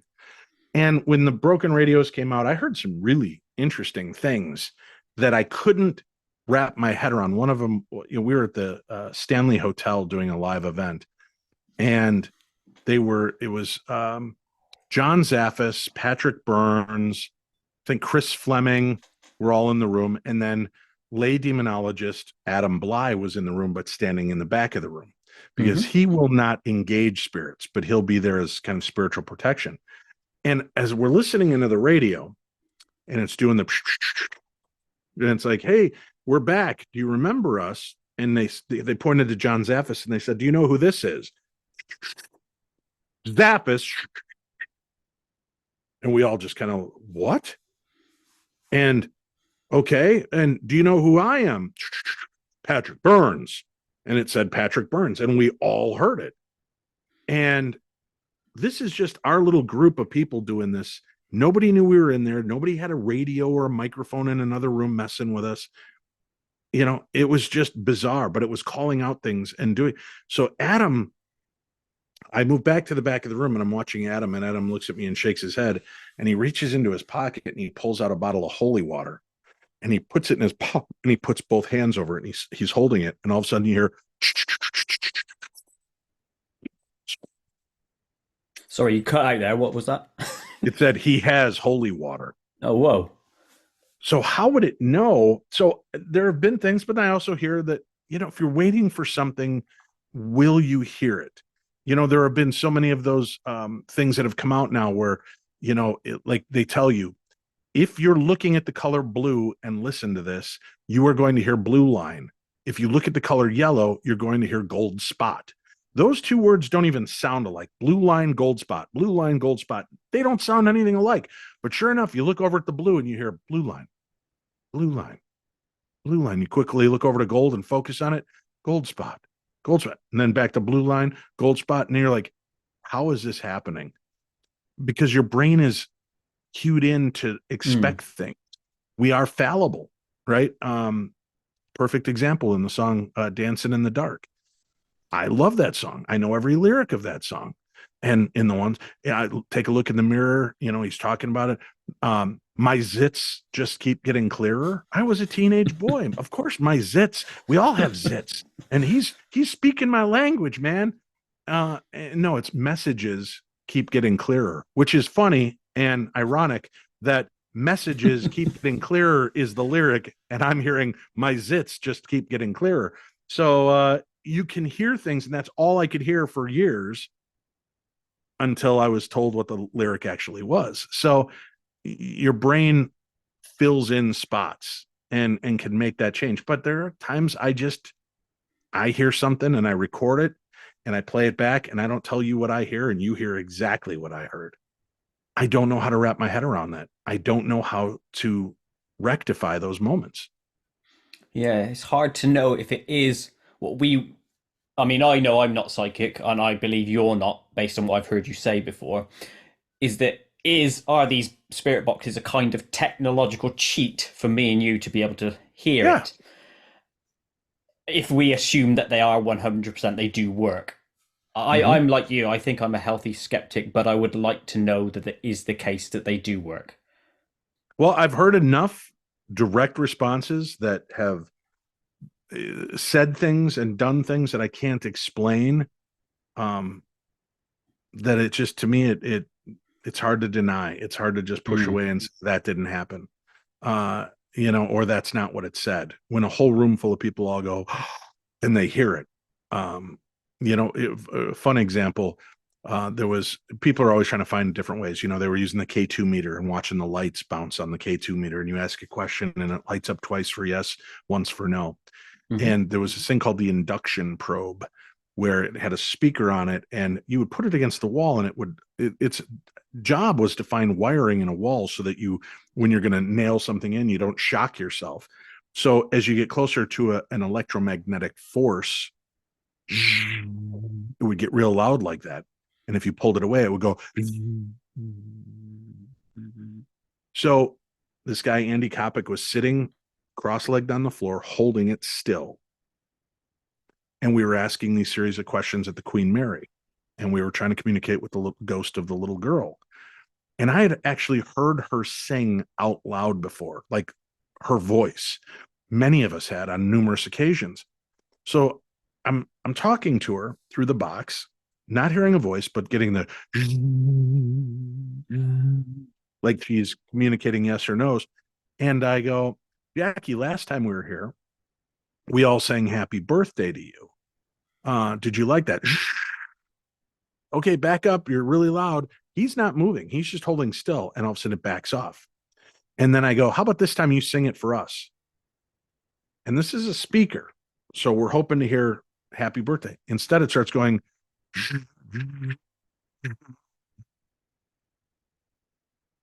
And he's holding it still. And then we get done and women are crying. Oh my God. Oh, Jackie. Oh. And then I go, how about your favorite song? Can you do London Bridge?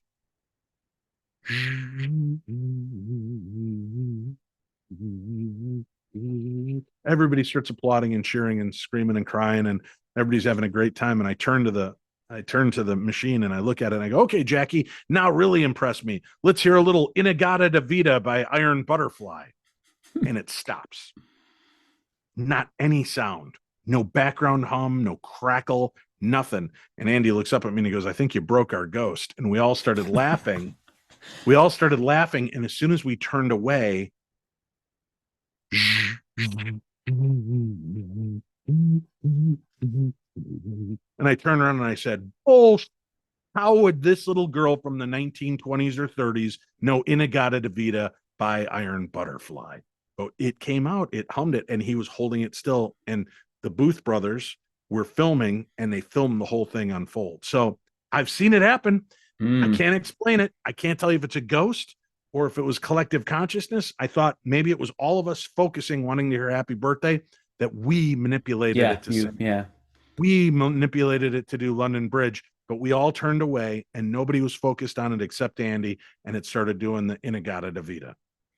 Well, that's evidence, if ever there was some, really, isn't it? But it's a shame Yeah, that that's just weird. How do you get past that? well, you don't. I think only you guys, through that personal experience, will know that something happened there, because you can tell me that story, but it doesn't mean anything, does it? I mean, it does, No. but it doesn't really. I Right. thought initially you were going to say it was the ghost of Obi-Wan Kenobi, like bringing his lightsaber, forward and away. But yeah. Yeah. Let's get to the next one, which is you starred in the Holzer Files on TV. Yes. Is there a new show in the works that might include everyone's favorite Dave? Not at this point. The Holzer Files did 2 seasons. I then rolled over and did a show called Ghost of Devil's Perch with Cindy Kaza and Katie Stafford.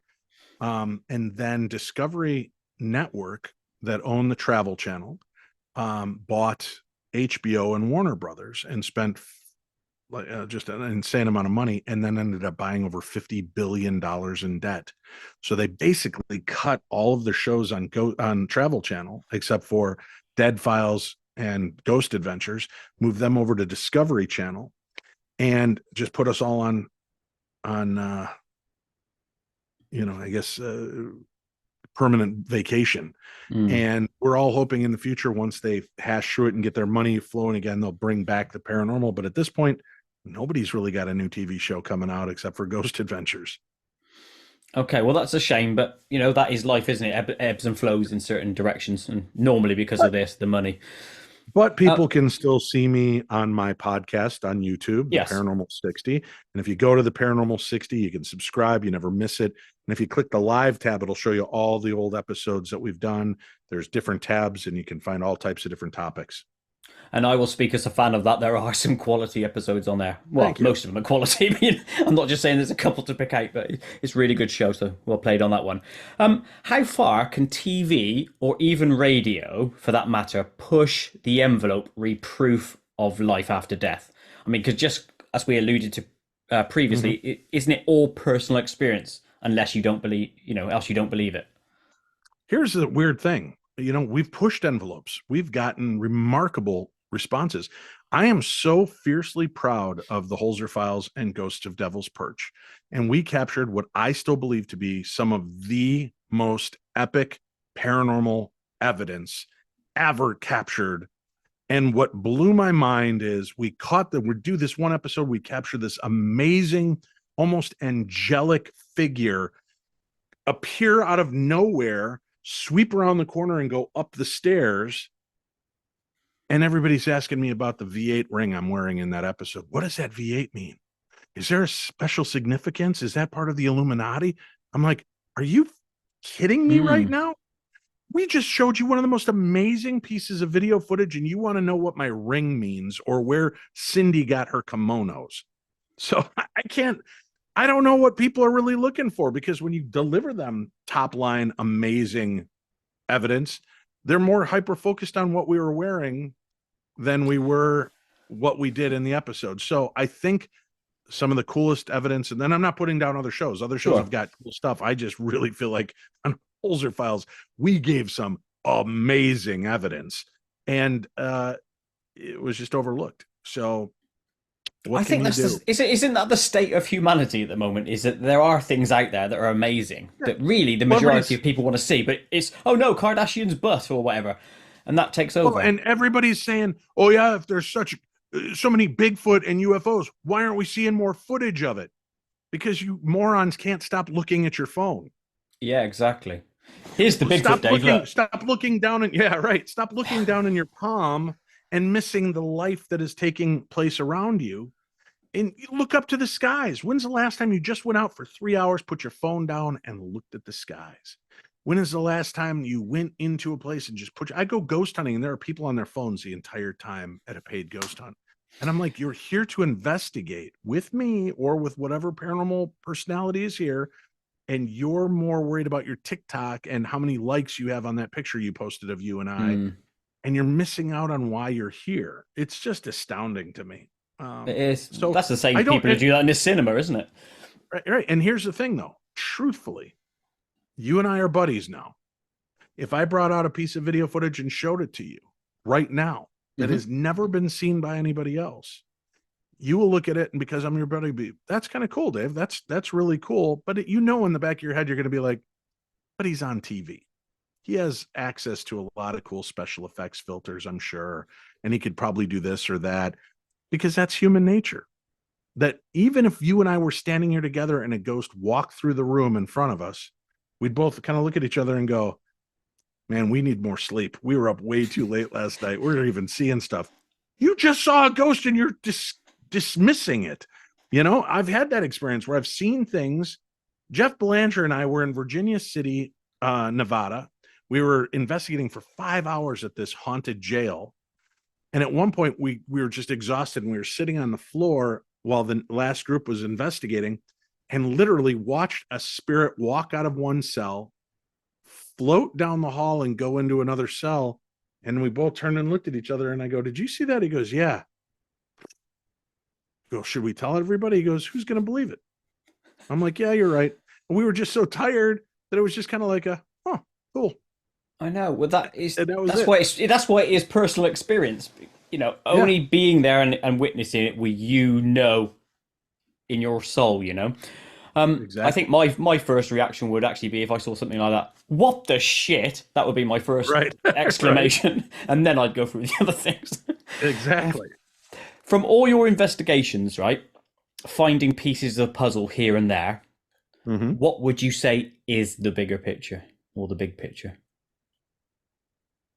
And what's the big picture of what again? How what are you? Well, from all This your is a big question. I investigations, want to make sure I'm I know it understanding. is, and it's almost impossible for you to answer, but I want to ask it anyway. So you've let's say you go on investigation A, investigation B, and C, and each of those delivers a small piece of the puzzle that contributes to your overall view of how the universe works. Let's say that. So, what do you think is the bigger picture from the small pieces of puzzles that you've managed to collect over your lifetime? That we as humanity are capable of remarkable things far beyond the limits of our own expectations. I believe that we have the ability to do things that are only talked about in legend and folklore. I believe that our mind and our physicality can allow us to do things like fly or communicate with one another through great distances by our mind, telepathy. I believe that the sum of who we are is amazing, and we don't give ourselves enough credit. We allow negativity and we allow other people's concepts to be influenced in our lives so that we miss a lot of things. The bigger picture to me is enjoy life and the mysteries that are contained within it. And if you're looking for excitement, sometimes it's not in those big moments, it's in the spaces in between. It's in those little quiet moments that you notice things and you hear things. And that quiet moment of feeling broken and lost and unsure of what to do, I heard the voice of the poet sing to me and tell me I'm not alone. And it's in those moments in between that I think we can learn so much about the world around us. We are now in a place where we are more connected than we've ever been and more disconnected as a species. I can message you in England from my home in Minnesota in seconds flat. You and I can have this conversation without a delay over a phone line. We can look at each other. This is Jetsons stuff, right? Mm. Um, and we're so focused and hyper focused on the technology that we forget about the humanity behind it. My phone rings and I get irritated. Who's calling me on my phone? Just text me. What? What happened to humanity?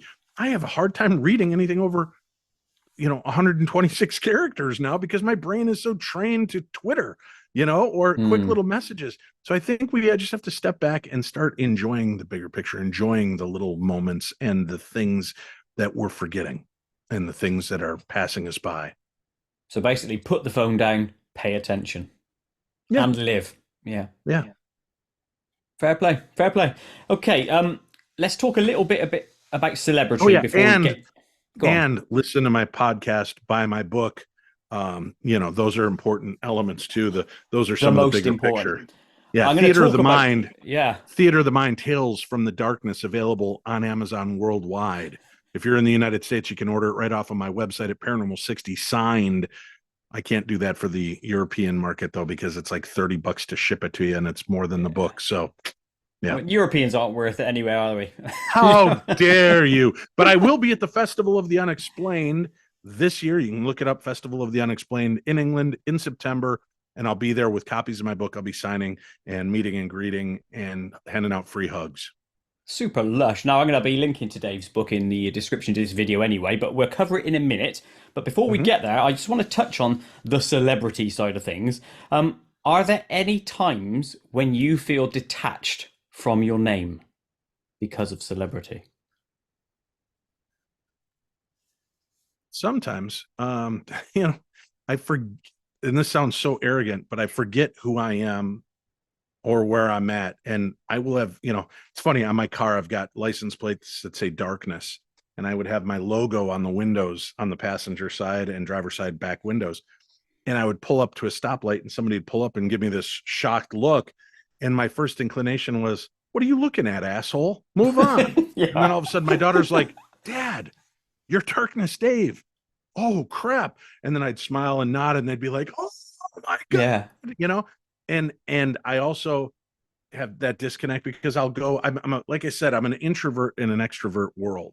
And I know this interview doesn't sound like it, but it's easy to talk. I'm in the safety and, anonymity of my own home. I don't have to worry. Um, but like if you and I were out and you bumped into me at Walgreens or Walmart or Target, I would, be looking at the ground and I'm very shy and have a hard time with it. And I forget So I try to lift my head up now and look you in the eye and engage you, because this is a moment for you. If that sounds familiar, or sounds okay. Hmm. Um, because I know what it means to meet somebody that you admire or look up to. And I don't want it to be this awkward. Well, here's the And I've question had then. so many Are you awkward uncomfortable moments. right now? Are you uncomfortable, do you think? Yeah, I'm very uncomfortable because I suffer from something called imposter syndrome. I know And it. yeah, and it's brutal to me. And I'm always waiting for somebody to go, this guy's a moron. Why are we listening? Why are we watching him? And even though I know what I'm doing, and I'm confident that I'm a good investigator and I'm a good interviewer, I still feel like I don't belong here. I'm not that guy or Art Bell, or I'm not, you Mm. know, this guy or that guy, or, it just, I always feel weird about it. So being vulnerable is uncomfortable, but I'm okay with it. Breaking down a couple times on your show here today, it's kind of embarrassing that a 56-year-old man's getting all weepy, but on the other side, I'm human. And maybe if you realize that I bend and yield, maybe you can look at me as a human and hear what I'm saying and feel a little bit more connected to somebody, and realize you're not alone in having feelings or emotions or moments of vulnerability. So I've learned to live with the weaknesses and the strengths and do with them what I can. Yeah, and I love all what you said there. That imposter syndrome, I have it myself in relation to Brutal, other buddy. things I do. And indeed, this, when I started out, I thought, well, no, I'm not good enough. Well, why should I bother? Other people are doing it and they're doing it better than me. So why would I start? Well, Right. that's almost defeatist, isn't it? You're stopping yourself before you've even started. So No, it's not almost defeatist. It it is is defeatist, because you're allowing and here's the thing, when they started, they sucked, and they just had to keep honing their craft. yeah, Right. yeah. Michael Jordan didn't just pick up a ball at the age of 3 years old and start sinking shots. He worked at it, and he Dave, he missed as was many taller than me at shots. 3. Yeah, right. He missed more shots than he made in his life. But you don't make the shots if you don't take the shots, right? Yeah, So that's that's an true. important element of what I think life is about, is taking the shots. And no matter how uncomfortable it gets, I'm terrified of public speaking. Terrified. But I can go up and talk to a group of 5 to 10,000 people and get off stage, and people are applauding and having oh my God, that was one of my favorite presentations ever. You're amazing. Thank you.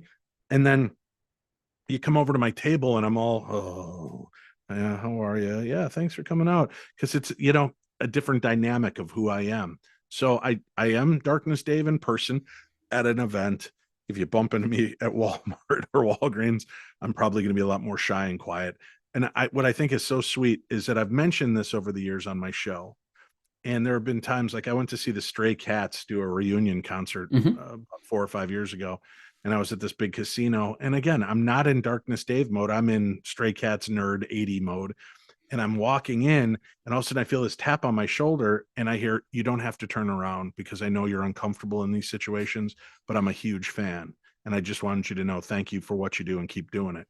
And I was like, oh, how sweet that you respect me and understand my insecurity enough that you could say that to me and not make me feel like I have to turn around. Of course I did. I turned and smiled and nodded and said thank you. And then 5 minutes later, somebody else did it to me again. And I went to see Josh Gates last year at a theater here in Minnesota, and forgot I'm the guy from the Holzer Files and Ghost of Devil's Perch, sitting in the audience of a guy who's going to go up and talk about paranormal adventures and Mm. world travel. And all of a sudden, I had all these people wanting to take pictures and talk to me, and many of them were very kind and knew about my shyness, so they were great about it. So I appreciate that. I appreciate people listen and respect. But I'm okay with the ones that just come up and want to talk to me too, because I know how exciting it can be when you see somebody that you really like and want to tell them or pick their brain about something. So I try to be as open as I can.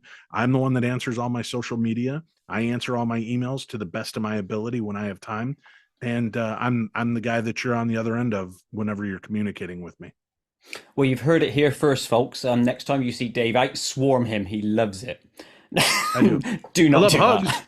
No, feel free to swarm me. I'm paid to go to jobs to do these things and meet people, and I work through it. But that's why I always have on my table. A lot of people charge to do selfies or any of that. And it says on my table wherever I present, it says hugs and selfies always free, Excellent. because I love the sense of touch is as a very powerful healing modality.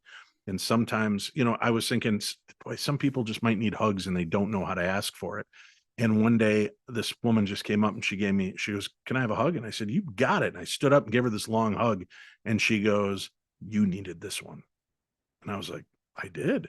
And then I realized I think I'm so open to hugs, not so much for everybody else, but because it fulfills me too. Mm. So it's a nice reciprocal moment that I can have with man, woman, and child at these Yeah. conferences. Yeah. Now you've covered a lot of what I was going to ask, which was the next bit, which is you've stated many times, obviously, you're a shy introvert. And I was going to ask, how do your on-stage appearances play into that? Because you always come across very well and relaxed when you're on the stage. Are you literally shitting yourself on that stage?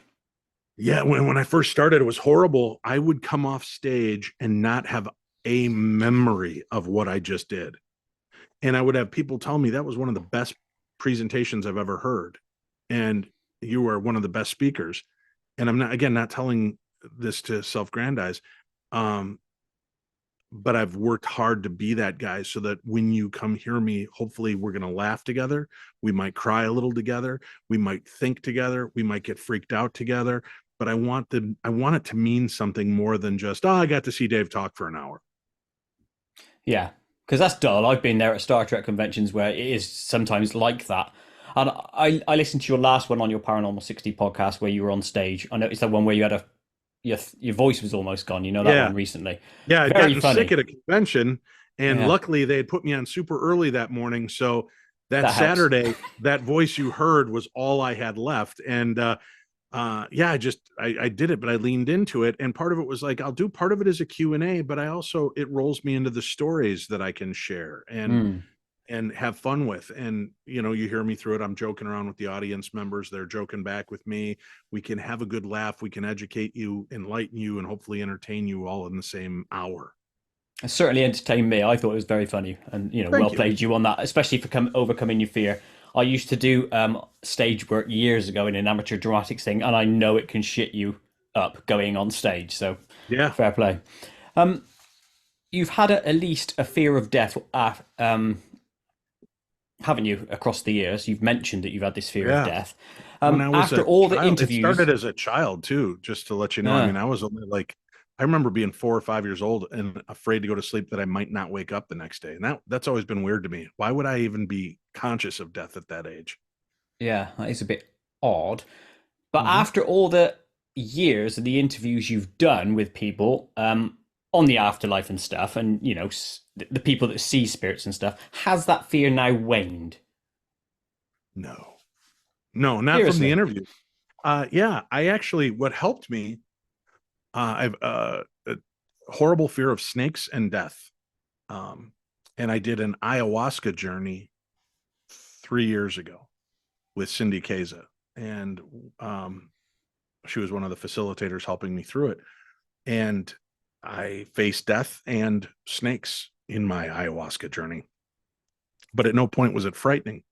It was educational. That left me feeling better about death than any interview I'd ever done in my life. So Hmm. I'm not looking forward to death. I'm in no hurry to get to death. Because I do fight depression and anxiety, it weighs on me a lot, especially when I'm reading the news every day. And I'm 56 and I'm hearing 62-year-olds dying that, man, they look like they're in better shape than me. And they're having heart attacks and strokes and aneurysms and cancer and this, that, and the other. And then I'm hearing 45-year-olds dying of the same things. And I'm in this wheelhouse now where my mom died when she was 70. My grandfather died when he was 70. Um, it's kind of that age where you're making less friends and saying goodbye to more friends. And I just know the road ahead of me is much shorter. That bothers me and weighs on me a lot. I mean, to the point like where some days it's really horrible, but I'm not afraid of the death.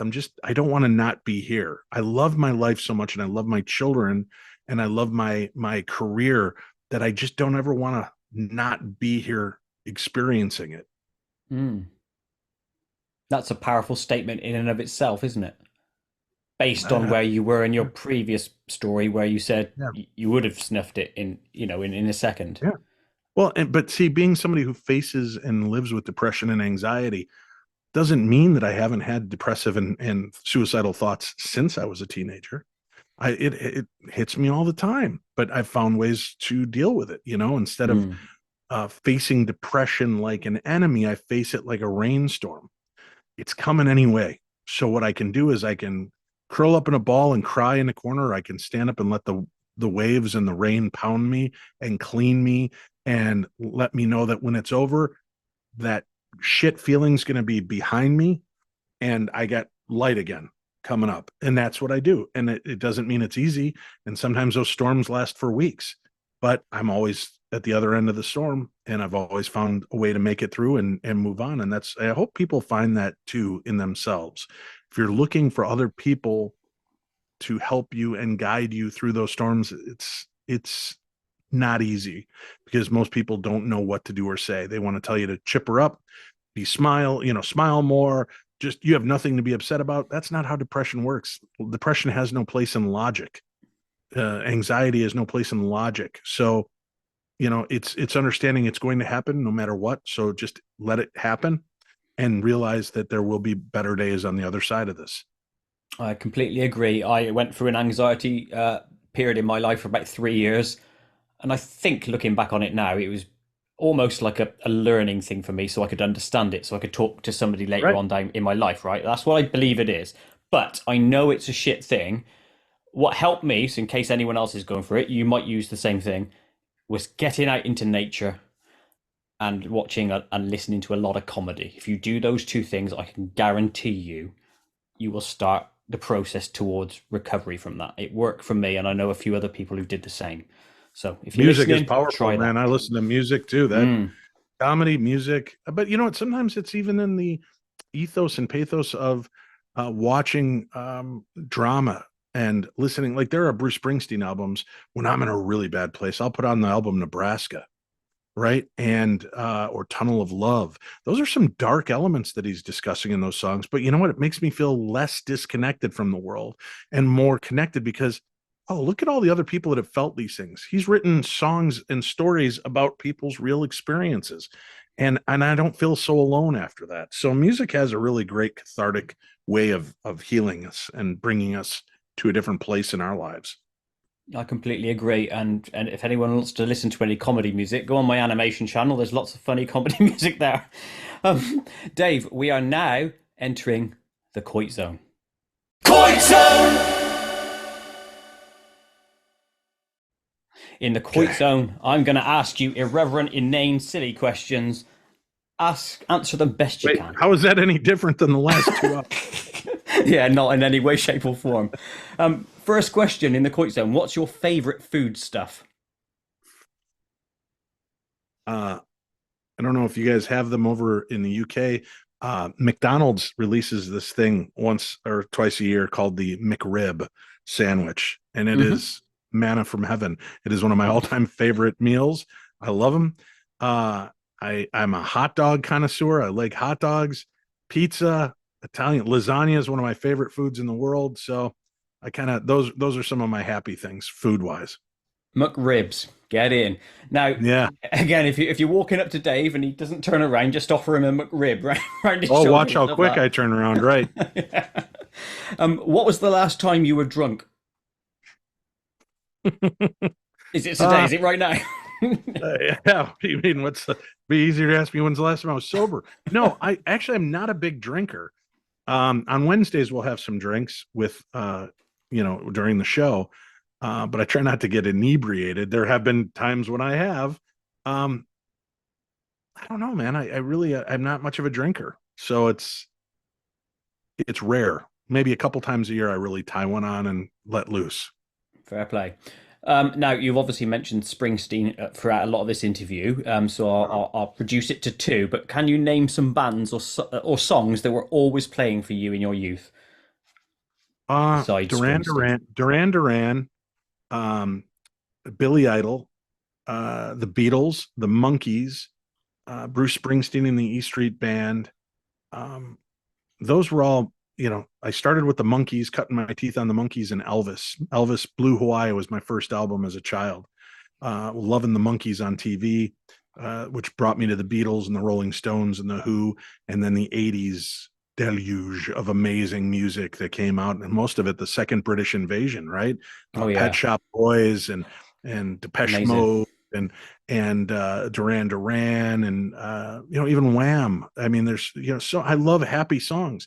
I was a huge Partridge Family fan. If I'm in a really pissy place, I'll put on "Come On Get Happy" and "I Think I Love You" and "Heartbeat" by the Partridges, because it is just brain candy and allows me to kind of Mm. live vicariously and happily. I agree. When I'm playing through my music library randomly while I'm animating or something, it's always the 80s songs that are all upbeat and positive because obviously that Yeah. was a money time, wasn't it, in the 80s Yeah. essentially? If you could time travel once, one way ticket, when and where would you go? You mean I can go there and I can't come back? You can't come back, yeah.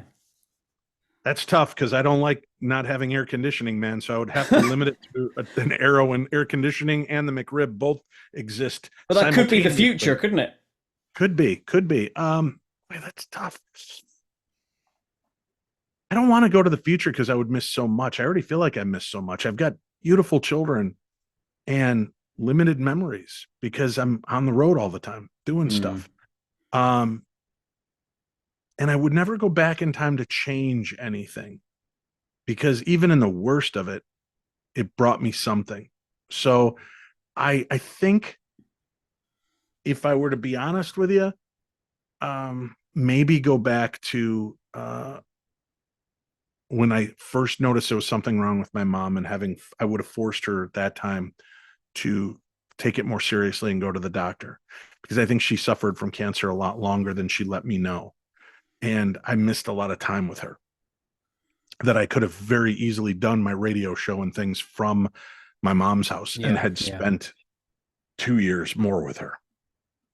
I like the way you answered this one on a personal level, Dave, rather than I'll just go there to learn something. You could have gone to like ancient Greece, ancient Egypt to see how the pyramids were built. If not that I believe they were built then anyway, but you know what I mean. You've Yeah. gone on a personal level. Well played. Um, has anyone famous ever farted in front of you? Yes. And are you willing to tell us who that is? Absolutely not. No. He holds on to his secrets. Grant Wilson, Jason Hawes from Ghost Hunters are about the only two that I'll admit. Chris Fleming from Haunted or Spooked Scotland and Spooked Ireland. So those are, but we're all buddies. We're like brothers. So Sure.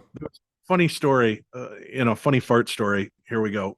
Tim, Jason, and Grant and I were at the Stanley Hotel in Estes Park, Colorado. And Adam Bly is a light artist, and he was going to do a light painting of us. So we had to go in, and the way you do it is you stand perfectly still in a pitch black room while he puts his camera on slow aperture, and he goes and draws colors around you with these colorful little glow sticks and things. And he was creating this deal. And when we first went down there, as we're going into the room, Jay Hawes walked in and farted. And then Grant laughed and he lifted his leg and farted. So I lifted my leg and farted. Then Tim lifted his leg and farted. And then we realized we were basically in a broom closet and it was just this horrible brew. So I grabbed the door and I started pumping the door, not realizing that a bunch of fans had followed us there. And all of a sudden you hear, "Oh my God, what is that smell? It's horrible. Is there a demon?" We were all just laughing our asses off. All right, bloke says. Yeah, that would be one of the funniest moments for me. And then I've told the story, so I'm okay with it. I was filming the Holzer files, and we were doing the one episode when we were dealing with the Underground Railroad. And we believe this house might have been part of the Underground Railroad. And literally, the historian's like, it might be like a Scooby Doo. You got to pull a candelabra to get the door to swing open or something. And we're in this room, and it was like the last room we were investigating, and Cindy's feeling drawn to this area, and she goes, "I feel like it's something around the floor." So I got down on the floor and I'm knocking and looking for something, and Shane goes over and steps on a panel, and one of the floorboards pops up. Hmm. And he goes, "Guys, I found something." And I was so excited, I scrambled over to him and I got down to look in the hole, and I farted. And but it was just like a little, literally like that was it. That was the fourth. It was like a popcorn kernel. And I'm like, wow. And I stood up and it was just a wall of shame. And they come over and he goes, oh my God, something smells like it died down there. And Shane, of course, if you ever watch Holzer Files, we always make him go in the most horrible places. And I'm like, dude, you're the only one small enough to go down there and check this. And he's like, all right. And he's trying to get down there and he keeps gagging. And he pokes his head down. And he pokes his head up and he goes, I can't breathe. I can't breathe. And I'm the only one staying cool. And I'm just like, come on, guys, we're investigating. And Cindy and Shane are gagging. And the cameramen are laughing. So the whole scene didn't make it because everybody was laughing so uncontrollably. So that to me is one of the funniest little fart moments. So there, I got to throw myself under the bus on that one. That's a good one. I like it. Let's go to now a more serious question. What's your most treasured item?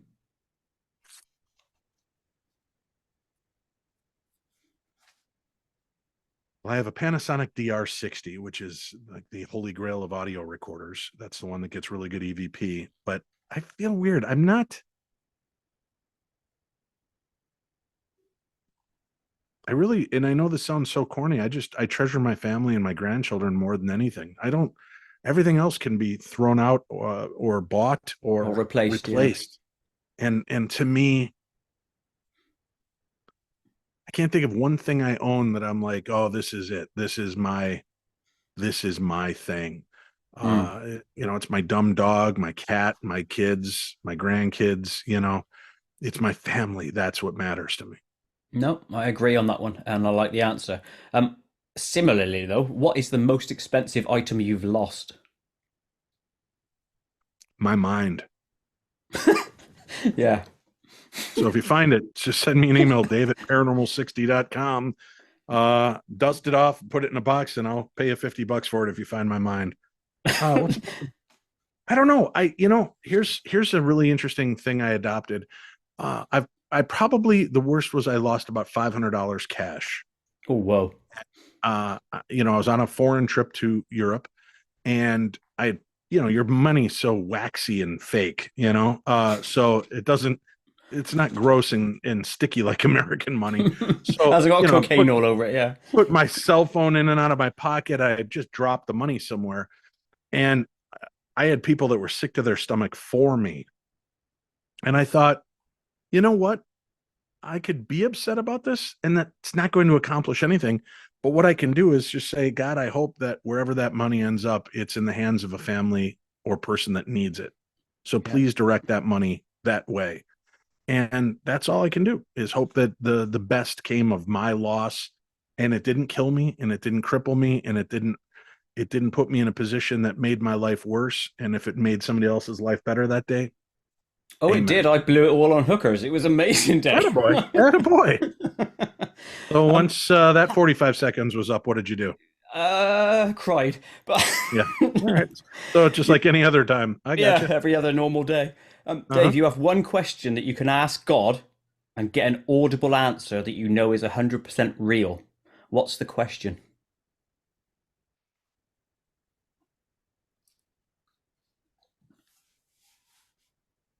Well, that's tough. Isn't it? To get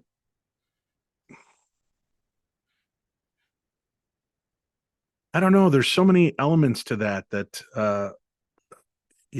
challenge my faith, that challenge my mind, that challenge my heart. And it's tough to say because there's many things I would like to know, but I don't want to know. Does that make sense? I think I know where you're going with that, so I understand. Yeah, so there are elements of that, No, that's fair enough. We'll leave it there. Yeah, it's tough. It's really a tough question. I guess the only thing I'd really want to know is, are you proud? Did I do make the best of the life that you gave me? It's a goodest question as any. Fair play. Right, that's the end of the Koit Zone. Dave, I want to wrap up by going through your book. I know you've got it with you. Basically, it's almost like the trifecta for you, isn't it? You've done radio, TV, and now you're invading the print world with Theatre of the Mind. So what is the story of that book and what drove you to write it? Well, I co-wrote a book about 10 years ago called The Other Side, a guide to ghost hunting and the paranormal, with a couple of friends. And I've always wanted to be an author where I've written, and that book I was a co-author on. And I started during COVID writing my story about all of my paranormal experiences. And I wrote a couple, about 100 pages, 120 pages in one day. And my um, broken brain, my imposter syndrome really weighed in on me. And it's like, nobody's going to want to read this. You're an idiot. Who cares what your stories are? You've told so many of your stories. Nobody gives a shit. And I just couldn't pull the trigger to finish the book. But I had written these stories for a thing called Theater of the Mind that I'd created for our podcast, and taking real life encounters and crafting them into a like a radio play, anywhere from 3 minutes to 15 minutes long. And I'd written over 100 of these stories. And I thought, well, why not take them and craft them back into a narrative as opposed to a stage play or a radio play? And then I could share those stories, because people, when they see me live, have loved these stories that I've told. So I try to mix it up so there's a little bit of everything. There's a time slip story in here.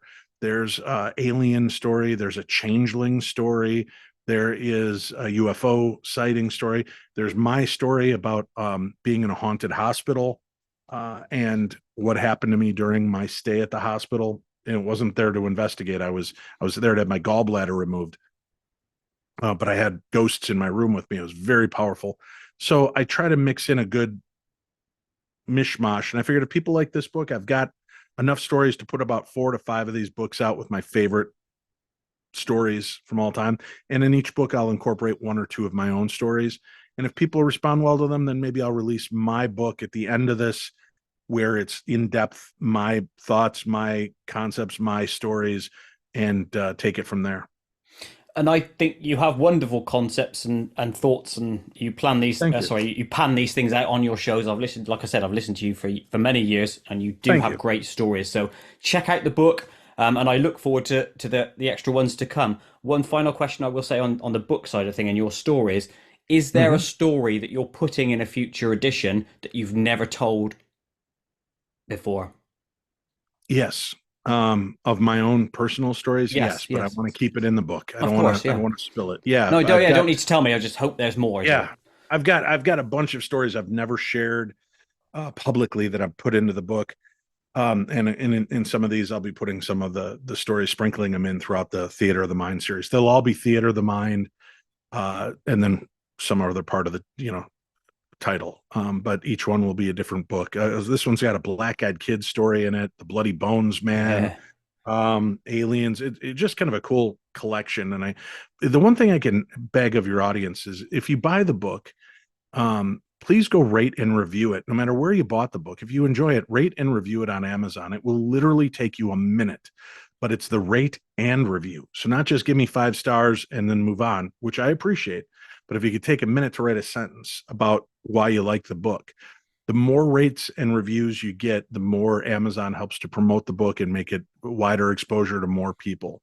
So that would really mean the most to me. So if you could not only buy the book, but if you do, make sure to rate and review it for just a moment of your time. Yeah, there you are. You've heard it. There's your mission. Go and do that. And I agree on that, because if I go and look for something to buy, you look for the reviews, don't you? Let's be fair. So that does help. And Dave, I'll wrap up with the final questions that I always ask, which are, what else do you like to do in your downtime? Any activities or guilty pleasures? I love movies. I love music. I love plays and playing games with my kids. Card games and board games and such. So those are kind of my big downtime moments. Fair play. And the last one, which is, it's going to be, what are you currently working on? But I almost think I know the answer, because you've got more Theatre of the Mind books to potentially kick out. But is there anything else that we're not aware of that you're working on? Well, I'm entertaining some other concepts of putting out more content related to the paranormal that will be in the style of TV shows, but maybe not necessarily appear on TV. Might be a YouTube show, might be something.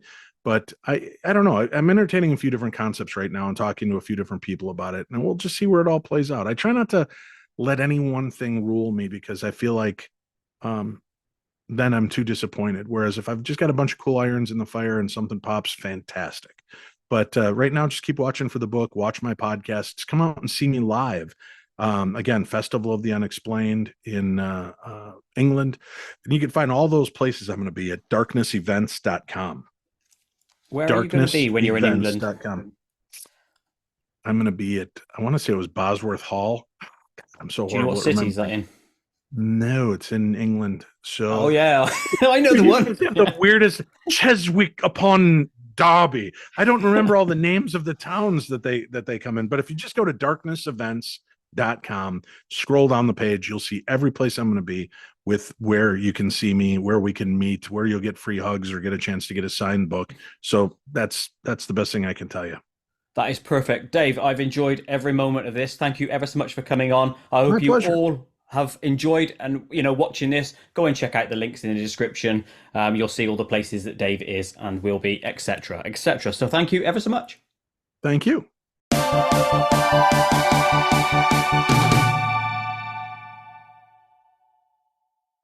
To watch other KoitCast episodes, please click the image top left. To subscribe to my channel, please click the image top right. Please like and share to help KoitCast grow, and most importantly of all, please click the notification bell so you never miss an upload.